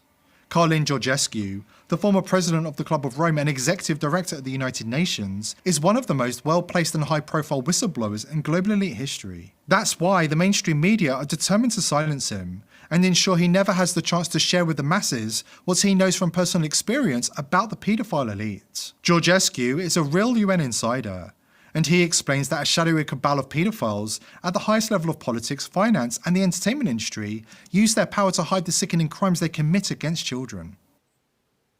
The UN agenda is the same with Davos agenda. This, in fact, is my main topic for our conversation today. The problem is that these oligarchs, all of them, are related with the system of the pedophilia one, because we know that there are more than 8 million children per year which they disappear. 8 million does mean the entire population of Austria. They disappear without any information, simply like that. There's just one problem for Schwab, and the other reprobates who crawl the halls of his globalist headquarters in Davos. We will never allow his sick agenda to infiltrate our culture. This is a hill we're willing to die on. These are critical times, and here at the People's Voice, we're determined to expose the elite and hold them to account before it's too late. Join us in our mission to wake up the masses by subscribing to the channel and joining the People's Voice Locals community to join our amazing team. I hope to see you there. Today's video is brought to you by IPv6ers. Nope, we ain't doing that. And we're going to keep it going. Because this whole thing is crazy. This whole thing is just crazy. Because it's like, yo, how much more can you go with? How much more? How much more can you go with? This is beyond crazy. For everybody that don't know, I'm going to help you. For everybody that don't know, please have your funds backed up somewhere. Hey, Nell Taylor, Mama Mary said busted. Yep. EJ said something to think about. Yeah. Make sure make sure you have your funds backed up. Why am I saying this? Why am I saying this? Because 5 hours ago, the most popular bank just went bankrupt. Check it out.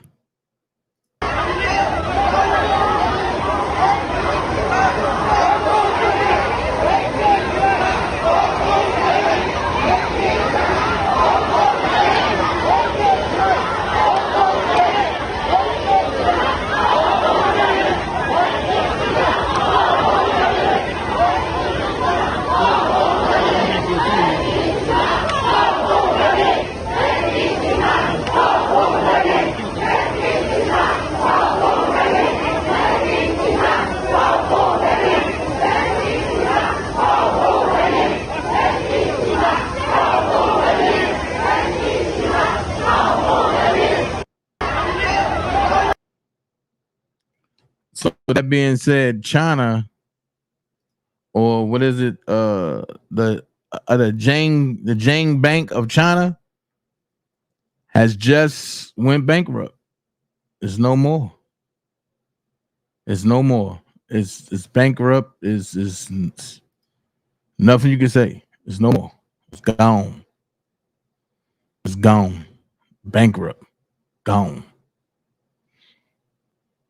So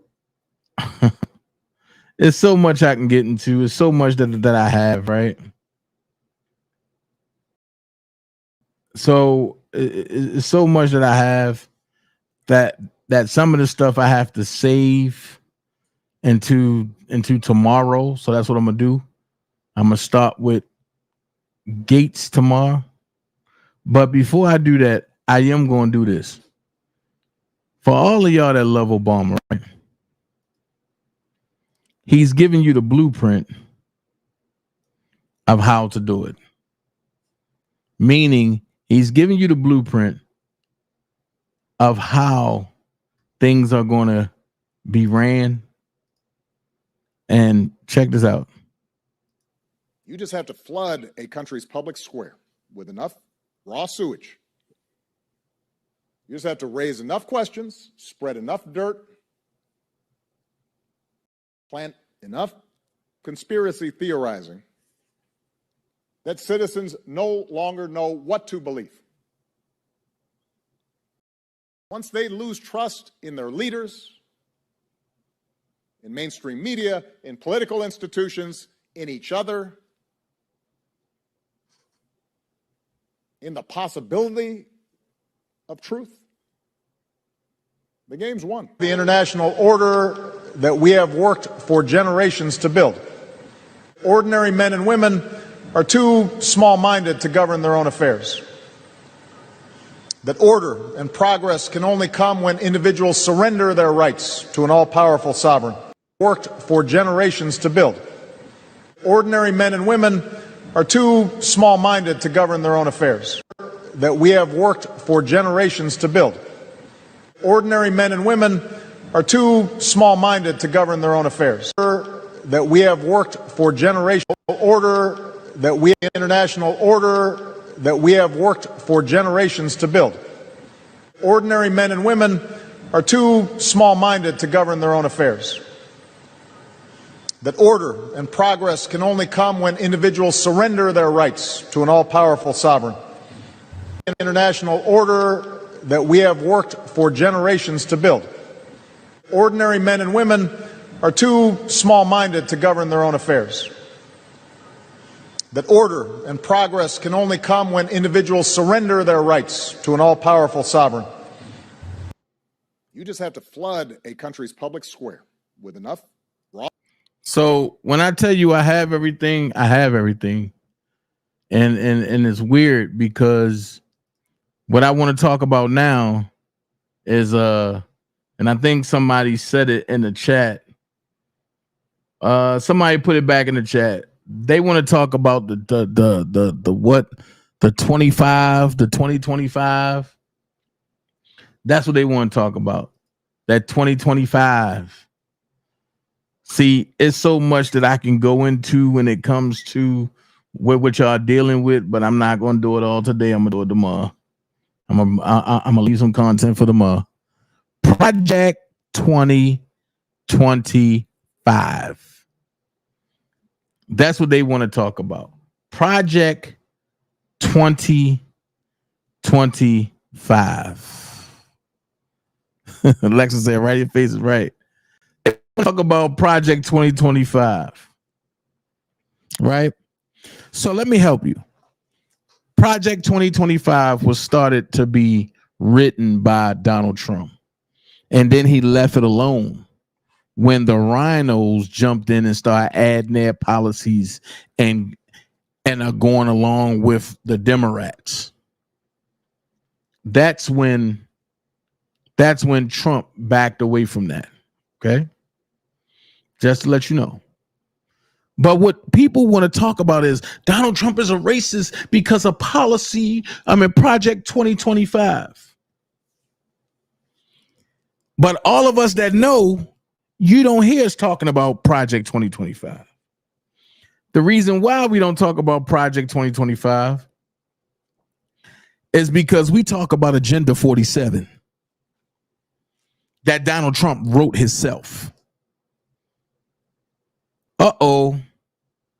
So let's talk about Agenda 47. Let's do it.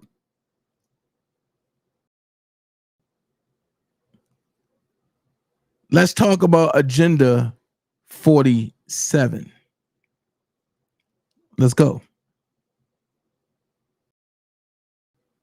Fentanyl, heroin, meth, and other lethal drugs are pouring across our wide open border, stealing hundreds of thousands of beautiful American lives. And it's happening like never before in our history.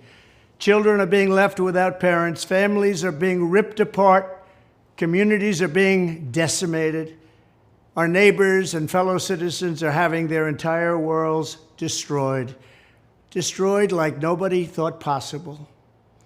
Our country is being poisoned from within by the drugs and by all of the other crime that's taking place. The drug cartels are waging war in America, and it's now time for America to wage war on the cartels. In this war, Joe Biden has sided against the United States and with the cartels.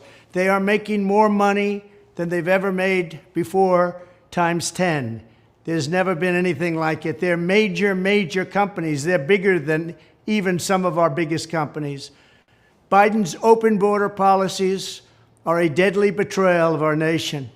When I am president, it will be the policy of the United States to take down the cartels, just as we took down ISIS and the ISIS caliphate, and just as, unlike the situation we're in today, we had a very, very strong border, the strongest border, in fact, in the history of our country, and drugs were at a low of 45 years. There's been nothing like what we did just 2 years ago. We will show no mercy on the cartels. Every day, drug traffickers are using the waters of our region to ship their lethal poisons to America, killing so many of our people and ruining families. In addition to restoring strong border security, I will deploy all necessary military assets, including the U.S. Navy, to impose the full naval embargo on the cartels. I did that before, and it worked. What we did was incredible. We will guarantee that the waters of the Western Hemisphere are not used to traffic illicit drugs to our country. Furthermore, I will order the Department of Defense to make appropriate use of special forces, cyber warfare, and other overt and covert actions to inflict maximum damage on cartel leadership, infrastructure, and operations. I will designate the major cartels as foreign terrorist organizations. We will sever their access to global financial systems. I will also work to forge an unprecedented partnership with neighboring governments in our region, just like I did in Mexico. And remember, in Mexico alone, an estimated 100,000 civilians have been tragically murdered or gone missing at the hands of these cartels. The Mexican government, run by a very fine man, the president, is really working hard, but it's not working out. These cartels are vicious and they're violent, and they have Mexico for now stymied. Well, we have to help Mexico, and we have to stymie the cartels. Either we will get the full cooperation of other governments to stop this menace, or we will expose every bribe, every kickback, every payoff, and every bit of corruption that is allowing the cartels to preserve their brutal reign, and it is indeed brutal. Finally, as I have said before, I will ask Congress to pass legislation ensuring that drug smugglers and human traffickers receive the death penalty. The drug cartels and their allies in the Biden administration have the blood of countless millions on their hands. Millions and millions of families and people are being destroyed. When I'm back in the White House, the drug kingpins and vicious traffickers will never sleep soundly again. We did it once, and we did it better than anybody else. There's never been a better border than we had just 2 years ago. It was strong, it was powerful, and it was respected all over the world. And now we're laughed at all over the world. And we're not going to let that happen much longer. We have to take over, we have to be tough, we have to be smart, we have to be fair. But if we don't do something immediately, our country is gone. So, Agenda 47. First things first, President Donald Trump declares war on the cartels.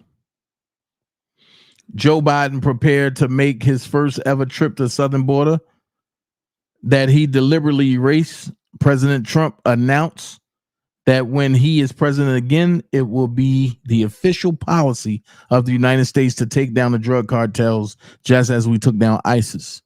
Number 2, Agenda 47, ending veteran homelessness in America. President Trump will make it a personal mission to totally eradicate veterans' homelessness in America. Number 3, no welfare for illegal aliens. But I thought y'all said Trump was trying to take away welfare. No welfare for illegal aliens. President Trump will end welfare for illegal aliens and defend the wealth of hardworking American families. Agenda 47, the American Academy. President Trump announces a plan to revolutionize higher education by shifting excessively large endowments from private universities towards a new institution called the American Academy. President Trump's message to America's auto workers. What's happening to our auto workers is an absolute disgrace and an outrage beyond belief. Auto workers are getting totally ripped off by crooked Joe Biden and also their horrendous leadership. Agenda 47, President Trump's pledge to homeschool families. In a new Agenda 47 video, President Donald J. Trump promised to serve as a champion for America's homeschool families. Agenda 47, President Trump's 10 principles for great schools leading to great jobs. Hold on, let's listen.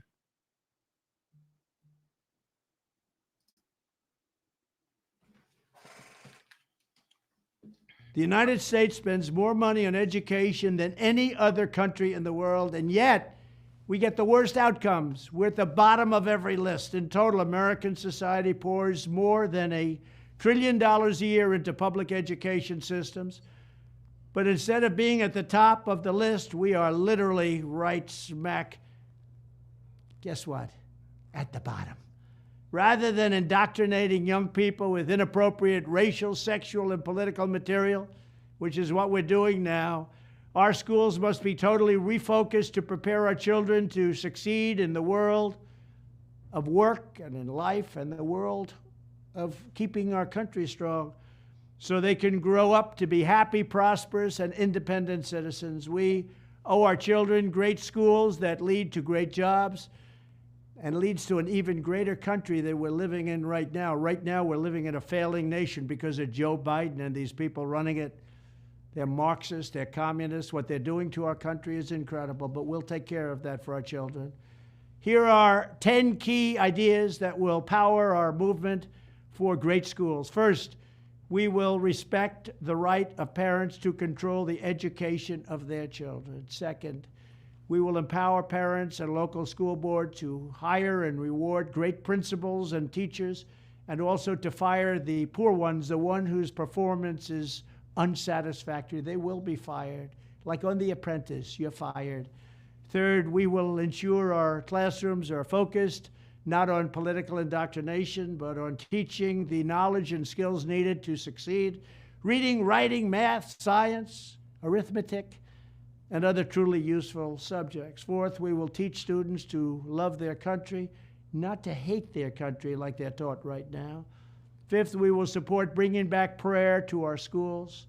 Sixth, we will achieve schools that are safe, secure, and drug-free, with immediate expulsion for any student who harms a teacher or another student. Seventh, we will give all parents the right to choose another school for their children if they want. It's called school choice. Eighth, we will ensure students have access to project-based learning experiences inside the classroom to help train them for meaningful work outside the classroom. Ninth, we will strive to give all students access to internships and work experiences that can set them on a path to their first job. They're going to be very, very successful. I want them to be more successful than Trump. Let them go out and be more successful. I will be the happiest person in the world. But we want our children to have a great life and be successful. And 10th, we will ensure that all schools provide excellent jobs and career counseling so that high school and college students can get a head start on jobs and careers best suited to their God-given talents. This is how we will ensure a great education for every American child. And one other thing I'll be doing very early in the administration is closing up the Department of Education in Washington, D.C., and sending all education and education work and needs back to the states. We want them to run the education of our children because they'll do a much better job of it. You can't do worse. We spend more money per pupil by 3 times than any other nation, and yet we're absolutely at the bottom. We're one of the worst. So you can't do worse. We're going to end education coming out of Washington, D.C. We're going to close it up, all those buildings all over the place, and you have people that in many cases hate our children. We're going to send it all back to the states. Thank you very much. Oh, my. Oh, my.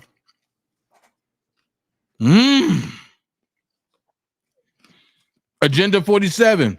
America must have the first lowest cost energy and electricity on earth. Let's listen.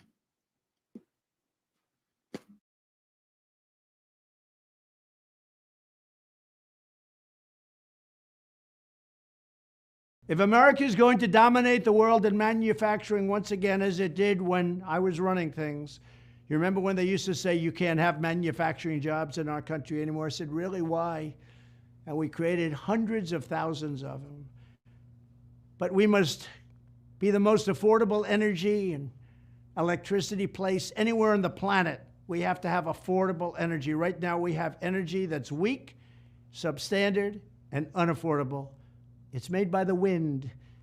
The windmills rust, they rot, they kill the birds. It's the most expensive energy there is. Baby white. And we have other things that are also no good. It's called the Green New Deal. I call it the Green New Hoax. One of the reasons manufacturing jobs were flooding back into the United States when I was president was that we dramatically reduced energy costs. Sadly, crooked Joe Biden sacrificed this tremendous economic advantage on the altar of the Green New Deal, perhaps because he was bribed by Communist China or because Communist China knows all of the money that they've paid him. We have a Manchurian candidate. That's what he is. He's a Manchurian candidate. They know everything about him, and he's scared stiff. He won't do a thing. I took in hundreds of billions of dollars from China, and Joe Biden's afraid to even talk to him. Biden's war on American energy has sent prices soaring, and his latest actions will make it catastrophically worse. It's going to be bad at a level that we've never seen. This will be so bad. Under Biden's newly proposed power plant regulations, most natural gas and coal plants will be forced to shut down. By the way, they tried that in Germany, and now they're going back and building coal plants all over the place because they've destroyed Germany. They have no energy. So Germany now is building a coal plant every 2 weeks. And China is building a coal plant every week, every single week. They're putting up a new coal plant. And we're playing games with the wind. This is terrible what's happening to our country.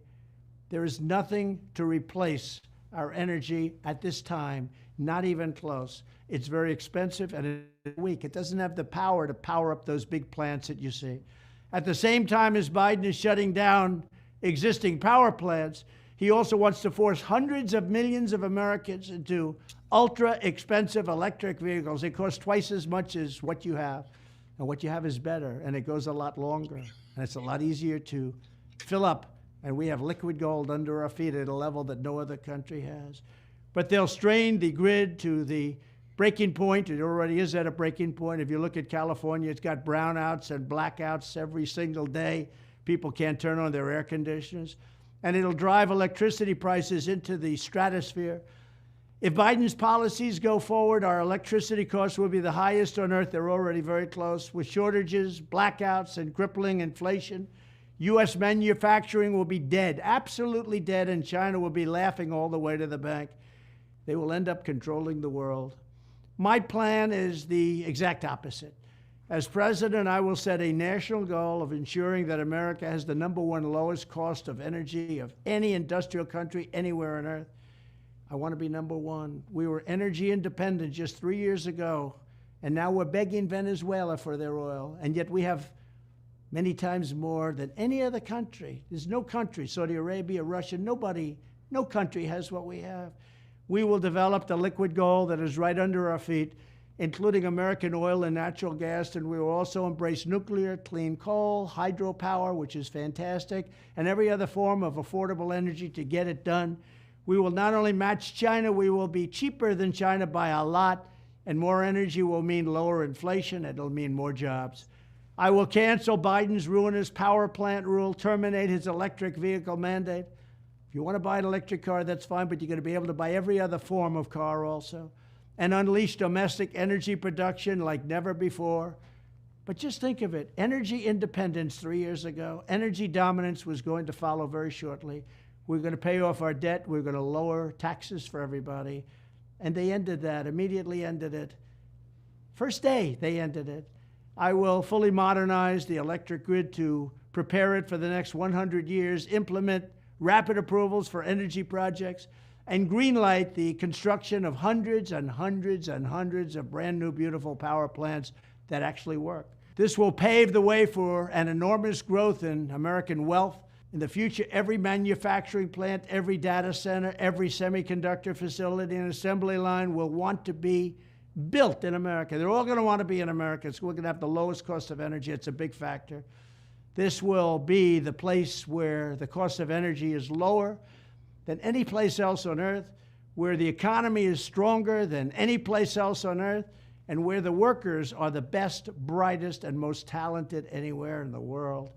I want to thank you very much. We cannot let this man who is diminished mentally and physically, but much worse mentally, we cannot let him tell us what to do with our country.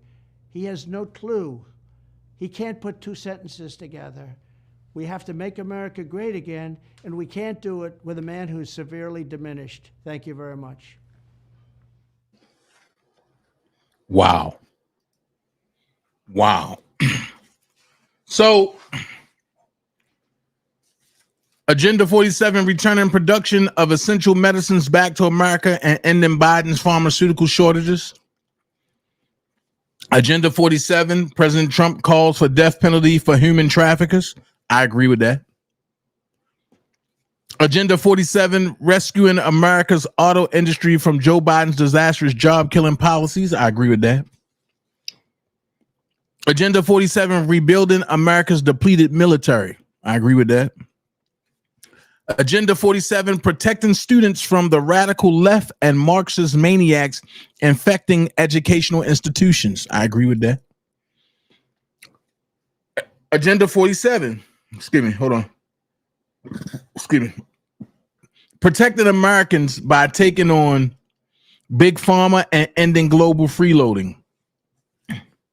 Agenda 47, cementing fair and reciprocal trade with the Trump Reciprocal Trade Act.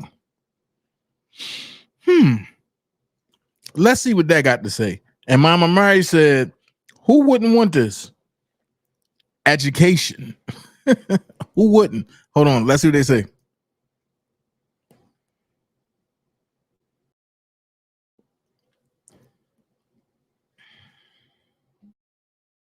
Joe Biden has run up record trade deficits, also known as losses, higher than any president in history by far. These gaping wounds are costing our country countless jobs and trillions of dollars in wealth. One of my top economic priorities will be to stem this bleeding and put American workers on a level playing field. It's about time. And I must say, I did it 3 years ago, and they were doing great. But that's been blown out the window by the Biden administration. But to that end, I will pass landmark legislation that will be known as the Trump Reciprocal Trade Act.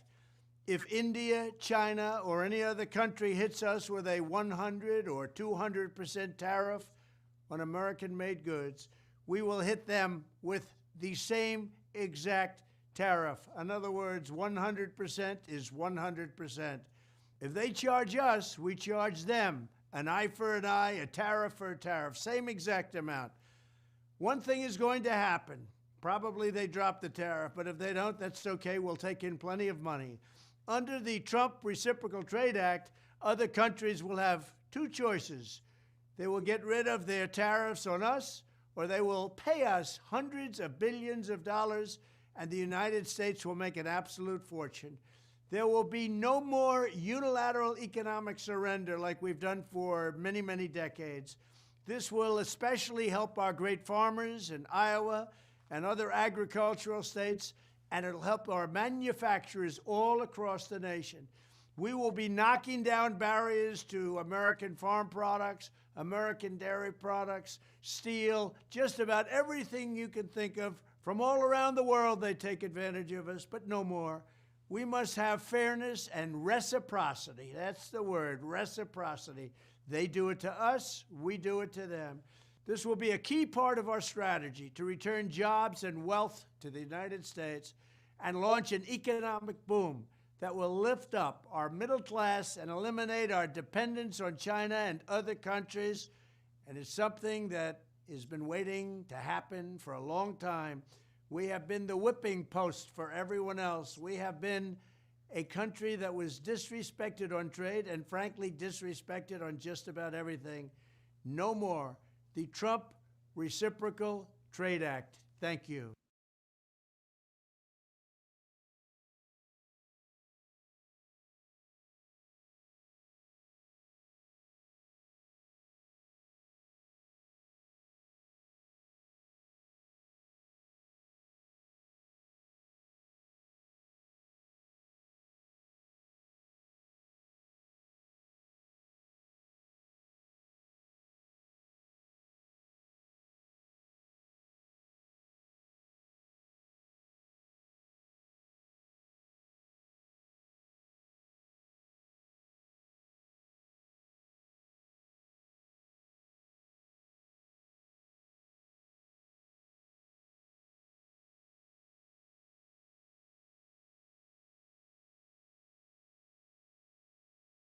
Joe Biden has launched an illegal foreign invasion of our country, allowing a record number of illegal aliens to storm across our borders. From all over the world they came. Under Biden's current policies, even though these millions of illegal border crossers have entered the country unlawfully, all of their future children will become automatic U.S. citizens. Can you imagine? They'll be eligible for welfare, taxpayer-funded health care, the right to vote, chain migration, and countless other government benefits, many of which will also profit the illegal alien parents. This policy is a reward for breaking the laws of the United States and is obviously a magnet helping draw the flood of illegals across our borders. They come by the millions and millions and millions. They come from mental institutions. They come from jails, prisoners, some of the toughest, meanest people you'll ever see. The United States is among the only countries in the world that says that even if neither parent is a citizen nor even lawfully in the country, their future children are automatic citizens the moment the parents trespass onto our soil. As has been laid out by many scholars, this current policy is based on a historical myth and a willful misinterpretation of the law by the open borders advocates.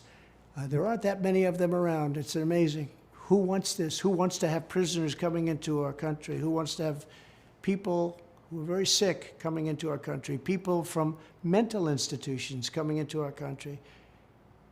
And come they will. They're coming by the thousands, by the tens of thousands. As part of my plan to secure the border on day one of my new term in office, I will sign an executive order making clear to federal agencies that under the correct interpretation of the law, going forward, the future children of illegal aliens will not receive automatic U.S. citizenship.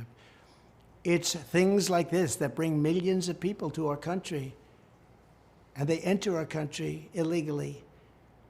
My policy will choke off a major incentive for continued illegal immigration, deter more migrants from coming, and encourage many of the aliens Joe Biden has unlawfully let into our country to go back to their home countries. They must go back.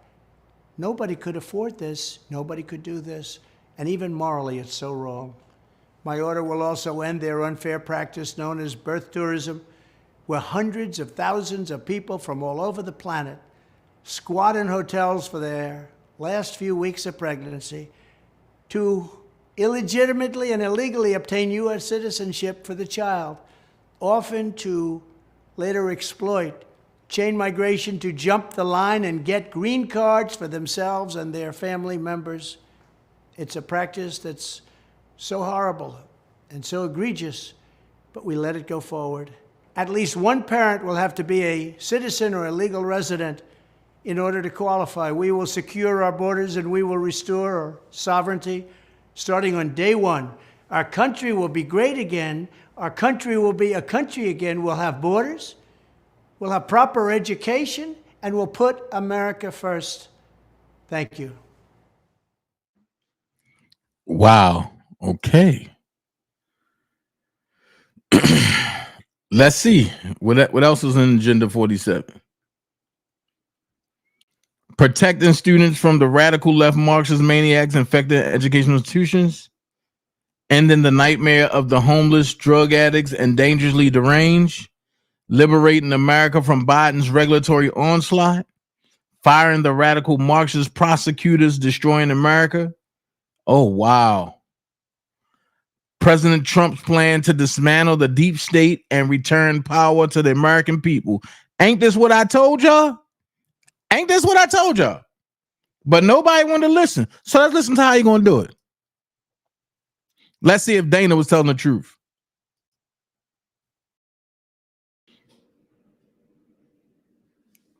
Here's my plan to dismantle the deep state and reclaim our democracy from Washington corruption once and for all, and corruption it is. First, I will immediately reissue my 2020 executive order restoring the president's authority to remove rogue bureaucrats, and I will wield that power very aggressively. Second, we will clean out all of the corrupt actors in our national security and intelligence apparatus, and there are plenty of them. The departments and agencies that have been weaponized will be completely overhauled so that faceless bureaucrats will never again be able to target and persecute conservatives, Christians, or the left's political enemies, which they're doing now at a level that nobody can believe even possible. Third, we will totally reform FISA courts, which are so corrupt that the judges seemingly do not care when they are lied to in warrant applications. So many judges have seen so many applications that they know were wrong, or at least they must have known. They do nothing about it. They're lied to. Fourth, to expose the hoaxes and abuses of power that have been tearing our country apart, we will establish a Truth and Reconciliation Commission to declassify and publish all documents on deep state spying, censorship, and corruption, and there are plenty of them. Fifth, we will launch a major crackdown on government leakers who collude with the fake news to deliberately weave false narratives and to subvert our government and our democracy. When possible, we will press criminal charges. Sixth, we will make every Inspector General's office independent and physically separated from the departments they oversee so they do not become the protectors of the deep state. Seventh, I will ask Congress to establish an independent auditing system to continually monitor our intelligence agencies to ensure they are not spying on our citizens or running disinformation campaigns against the American people, or that they are not spying on someone's campaign like they spied on my campaign. Eighth, we will continue the effort launched by the Trump administration to move parts of the sprawling federal bureaucracy to new locations outside the Washington swamp. Just as I moved the Bureau of Land Management to Colorado, as many as 100,000 government positions could be moved out, and I mean immediately, of Washington to places filled with patriots who love America, and they really do love America. Ninth, I will work to ban federal bureaucrats from taking jobs at the companies they deal with and that they regulate. So they deal with these companies and they regulate these companies, and then they want to take jobs from these companies. Doesn't work that way. Such a public display cannot go on, and it's taking place all the time, like with Big Pharma. Finally, I will push a constitutional amendment to impose term limits on members of Congress. This is how I will shatter the deep state and restore government that is controlled by the people and for the people. Thank you very much. Wow. So I guess Dana was right again.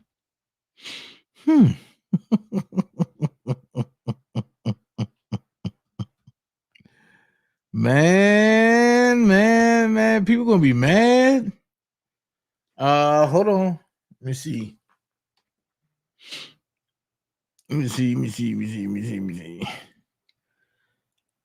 Ending Biden's war on the suburbs that pushes the American dream further from reach. Joe Biden has been a disaster for the economy, preventing World War III. Agenda 47, a new quantum leap to revolutionize the American standard of living. Reversing Biden's EO, embedding Marxism in the federal government. Reclaiming America's independence by slashing Biden's disastrous trade deficits. President Trump's new trade plan to protect American workers. President Trump continues to lead on protecting Americans from radical leftist ESG investments. President Trump announces plan to stop the American last warmongers and globalists. President Trump announces plan to end crime and restore law and order. President Trump on making American energy independent again. Stopping Chinese espionage. President Trump will build a new missile defense shield.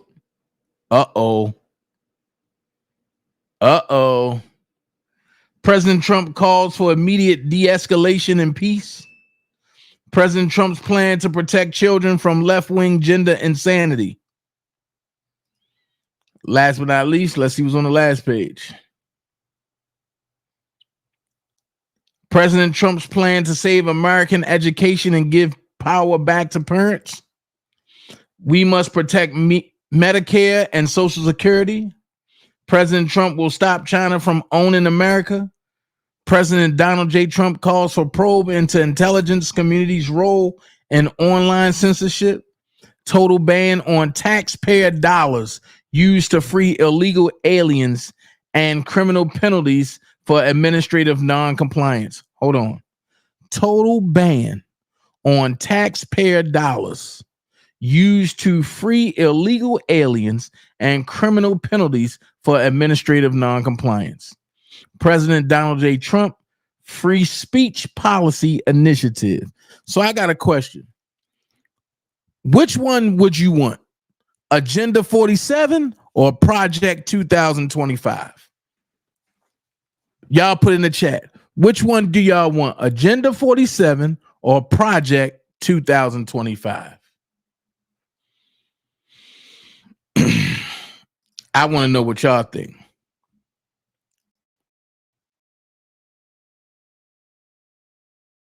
Which one would you want? Agenda 47 or Project 2025? Come on, talk to me now.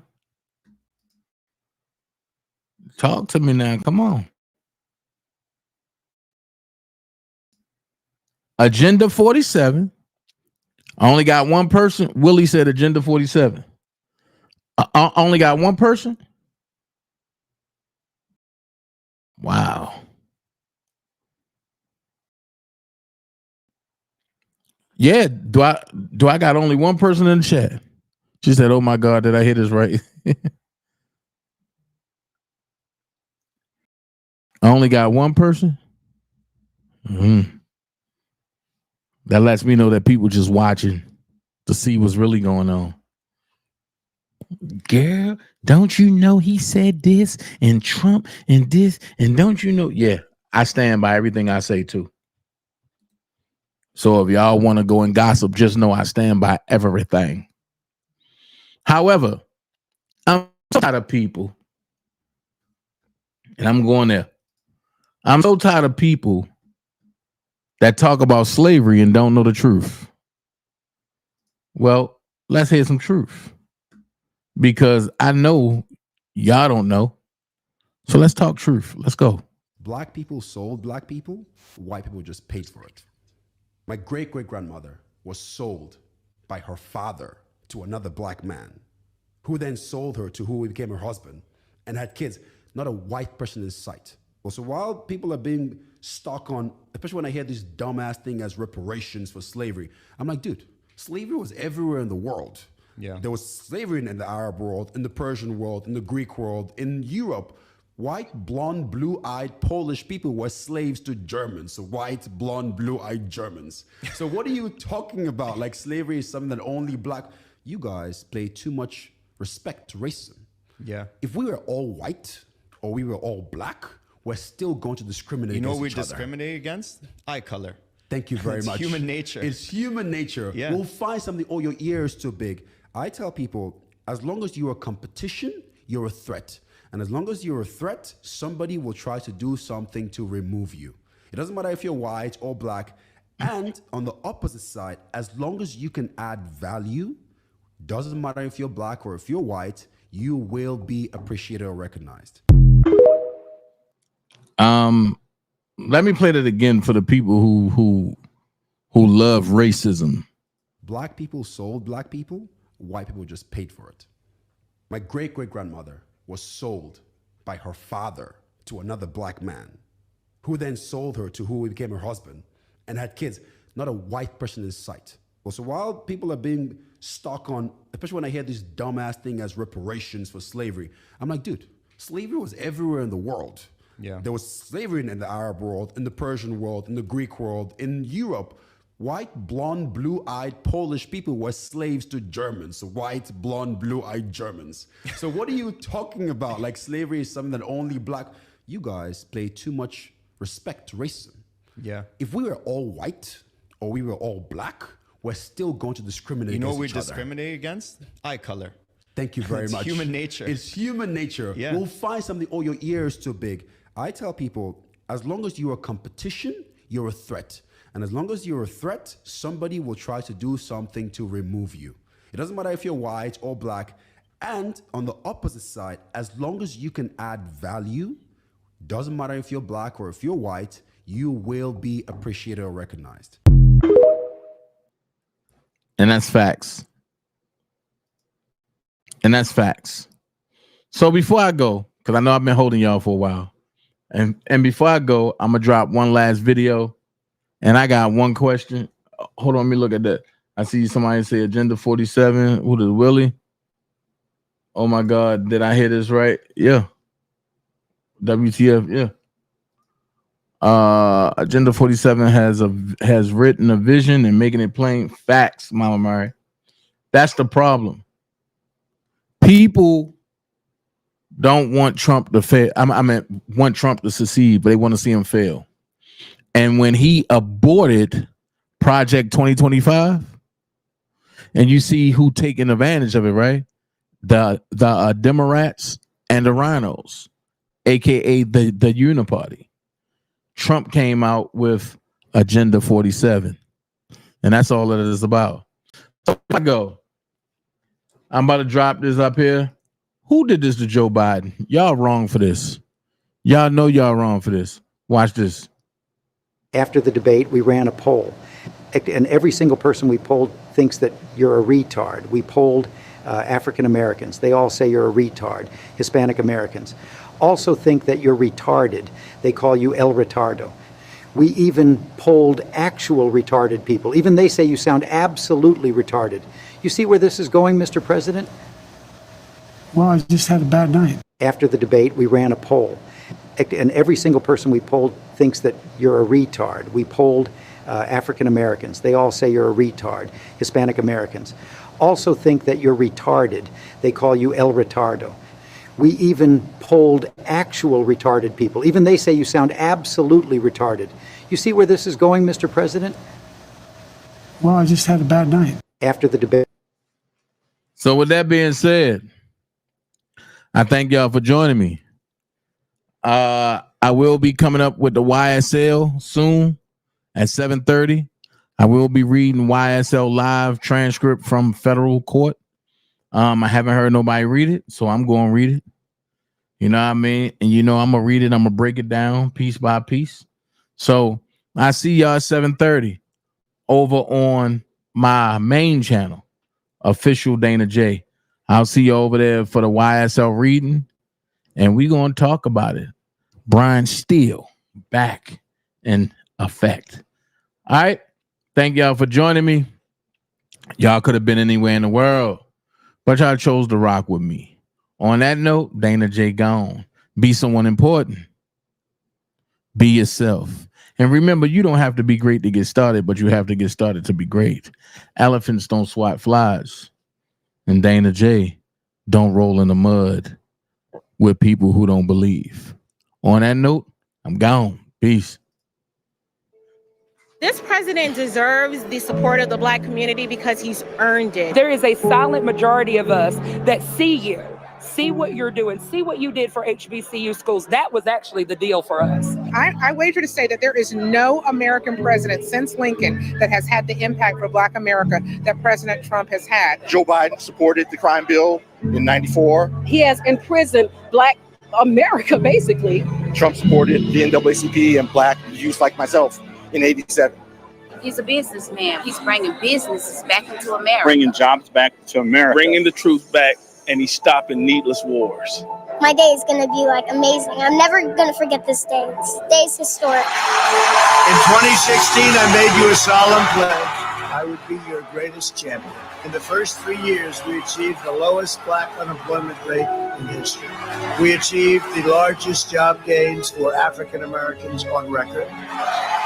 The poverty rate for African Americans reached the lowest level ever recorded. I did more for the Black community in 47 months than Joe Biden did in 47 years. We cannot deny that man has done everything that he has set out to do in record-breaking time. Can we say 3 years? Can we say 3 years? We will create 3 million new jobs for the Black community. Open 500,000 new Black-owned businesses. Bring even greater fairness to the justice system. We did criminal justice reform. I want to thank President Donald John Trump. Create a ladder of opportunity for African American children by delivering school choice to every parent in America. Together we made unbelievable progress and achieved once unimaginable success. And with your support, your vote, and your voice, the best is yet to come.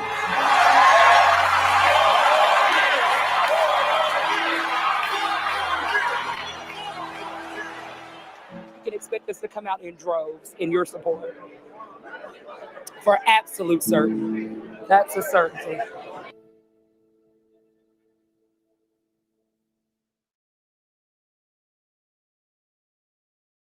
When the chips are down, these civilized people, they'll eat each other. When the chips are down. Black president, that's Trump. No, we got President Trump, not President Trump, sucker. He will never back down. My whole crew, keeping it Maga when we roll through. Hey, when we roll through, keeping it Maga. My whole crew, keeping it Maga when we roll through. Keeping it Maga. You know blacks voting Trump, I heard Biden's gonna fire us. But that's okay, cause Donald Trump's about to hire us. I pay the IRS, they send my bread to Ukraine. They killing babies, getting abortions, that's the new wave. 100 bands up on my chain, baby, I'm a rich slave. You voting Democrat, just know that come with 3K. The glove don't fit, they must have quit. OJ in this bitch. A message to Alvin Bragg, Uncle Trump is innocent. I was just in the Bronx, I seen it with my own eyes. It's a red wave, baby, I'm a patriot for life. Robert De Niro, ooh boy, we laughing at you. Let me guess, Donald Trump raped you too? Trump just ain't running against Biden at all. I blame the fake news, baby, they the virus. ABC, NBC, CNN too. I blame Obama and Bush, the Clinton family too. Black president, Donald Trump. Now them niggas make me feel pissed. You know what I'm saying? I'm Michael Black man. Blacks for Trump, nigga. You hear what I'm trying to tell you to your face? If you don't understand me, get out of my face. Democrats gonna say, ooh, chupa, shuba, when the legs out of your light in the bed, come grab my teeth from my throat to the head. The pop up the loving, right? You know she got begging. Give up the loving, she don't stop begging. I know you're jealous about that, Democrat. Black president, Donald Trump, been spending most their lives living in a future paradise. Been wasting most their days, glorifying days long gone behind. Who of them will come to be? How many of them are you and me? Separation, come on. Separation. Everybody must stick together. Segregation. That's right. Integration. The man. Boom, boom. They can't fight against the black man and the white man when we are in unity. You see what I'm saying? Come on. Stick together. Stick together. This is the roster speaking to your yes. Trump, black. You know what I'm saying? Latin, black, and white must unite. You know what I mean? Liquor more, you know, see? Right. This is a manufactured criminal case. Ridiculous charges. What happened today was offensive to the Constitution. They've never articulated the crime here. Awaken the sleeping giant. What the radical left Democrats are counting on is your silence and your submission. No one's going to stop us. No one's going to slow us down. And the only way for us to fight back successfully is to elect Donald Trump in November. When President Trump came out and said the real verdict will be on November 5th, he couldn't be more right. But don't get mad. Get motivated. We will fight for our Constitution. This is long from over. Thank you very much. Are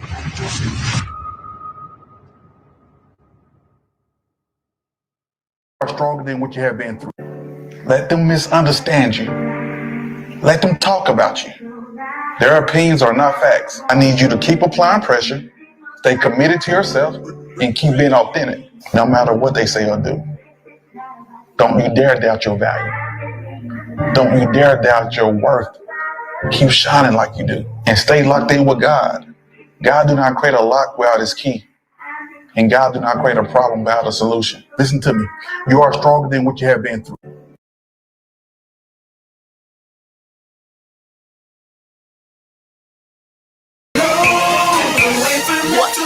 Say it louder, what you gonna do now? Hope you're ready, cause I'm really about to put it down. Girl, you know that I will never disrespect you. We love tomorrow, but tonight I wanna spank you. That ass, girl, gotta make it last now. Girl, I'm so thin, I'ma beat it up.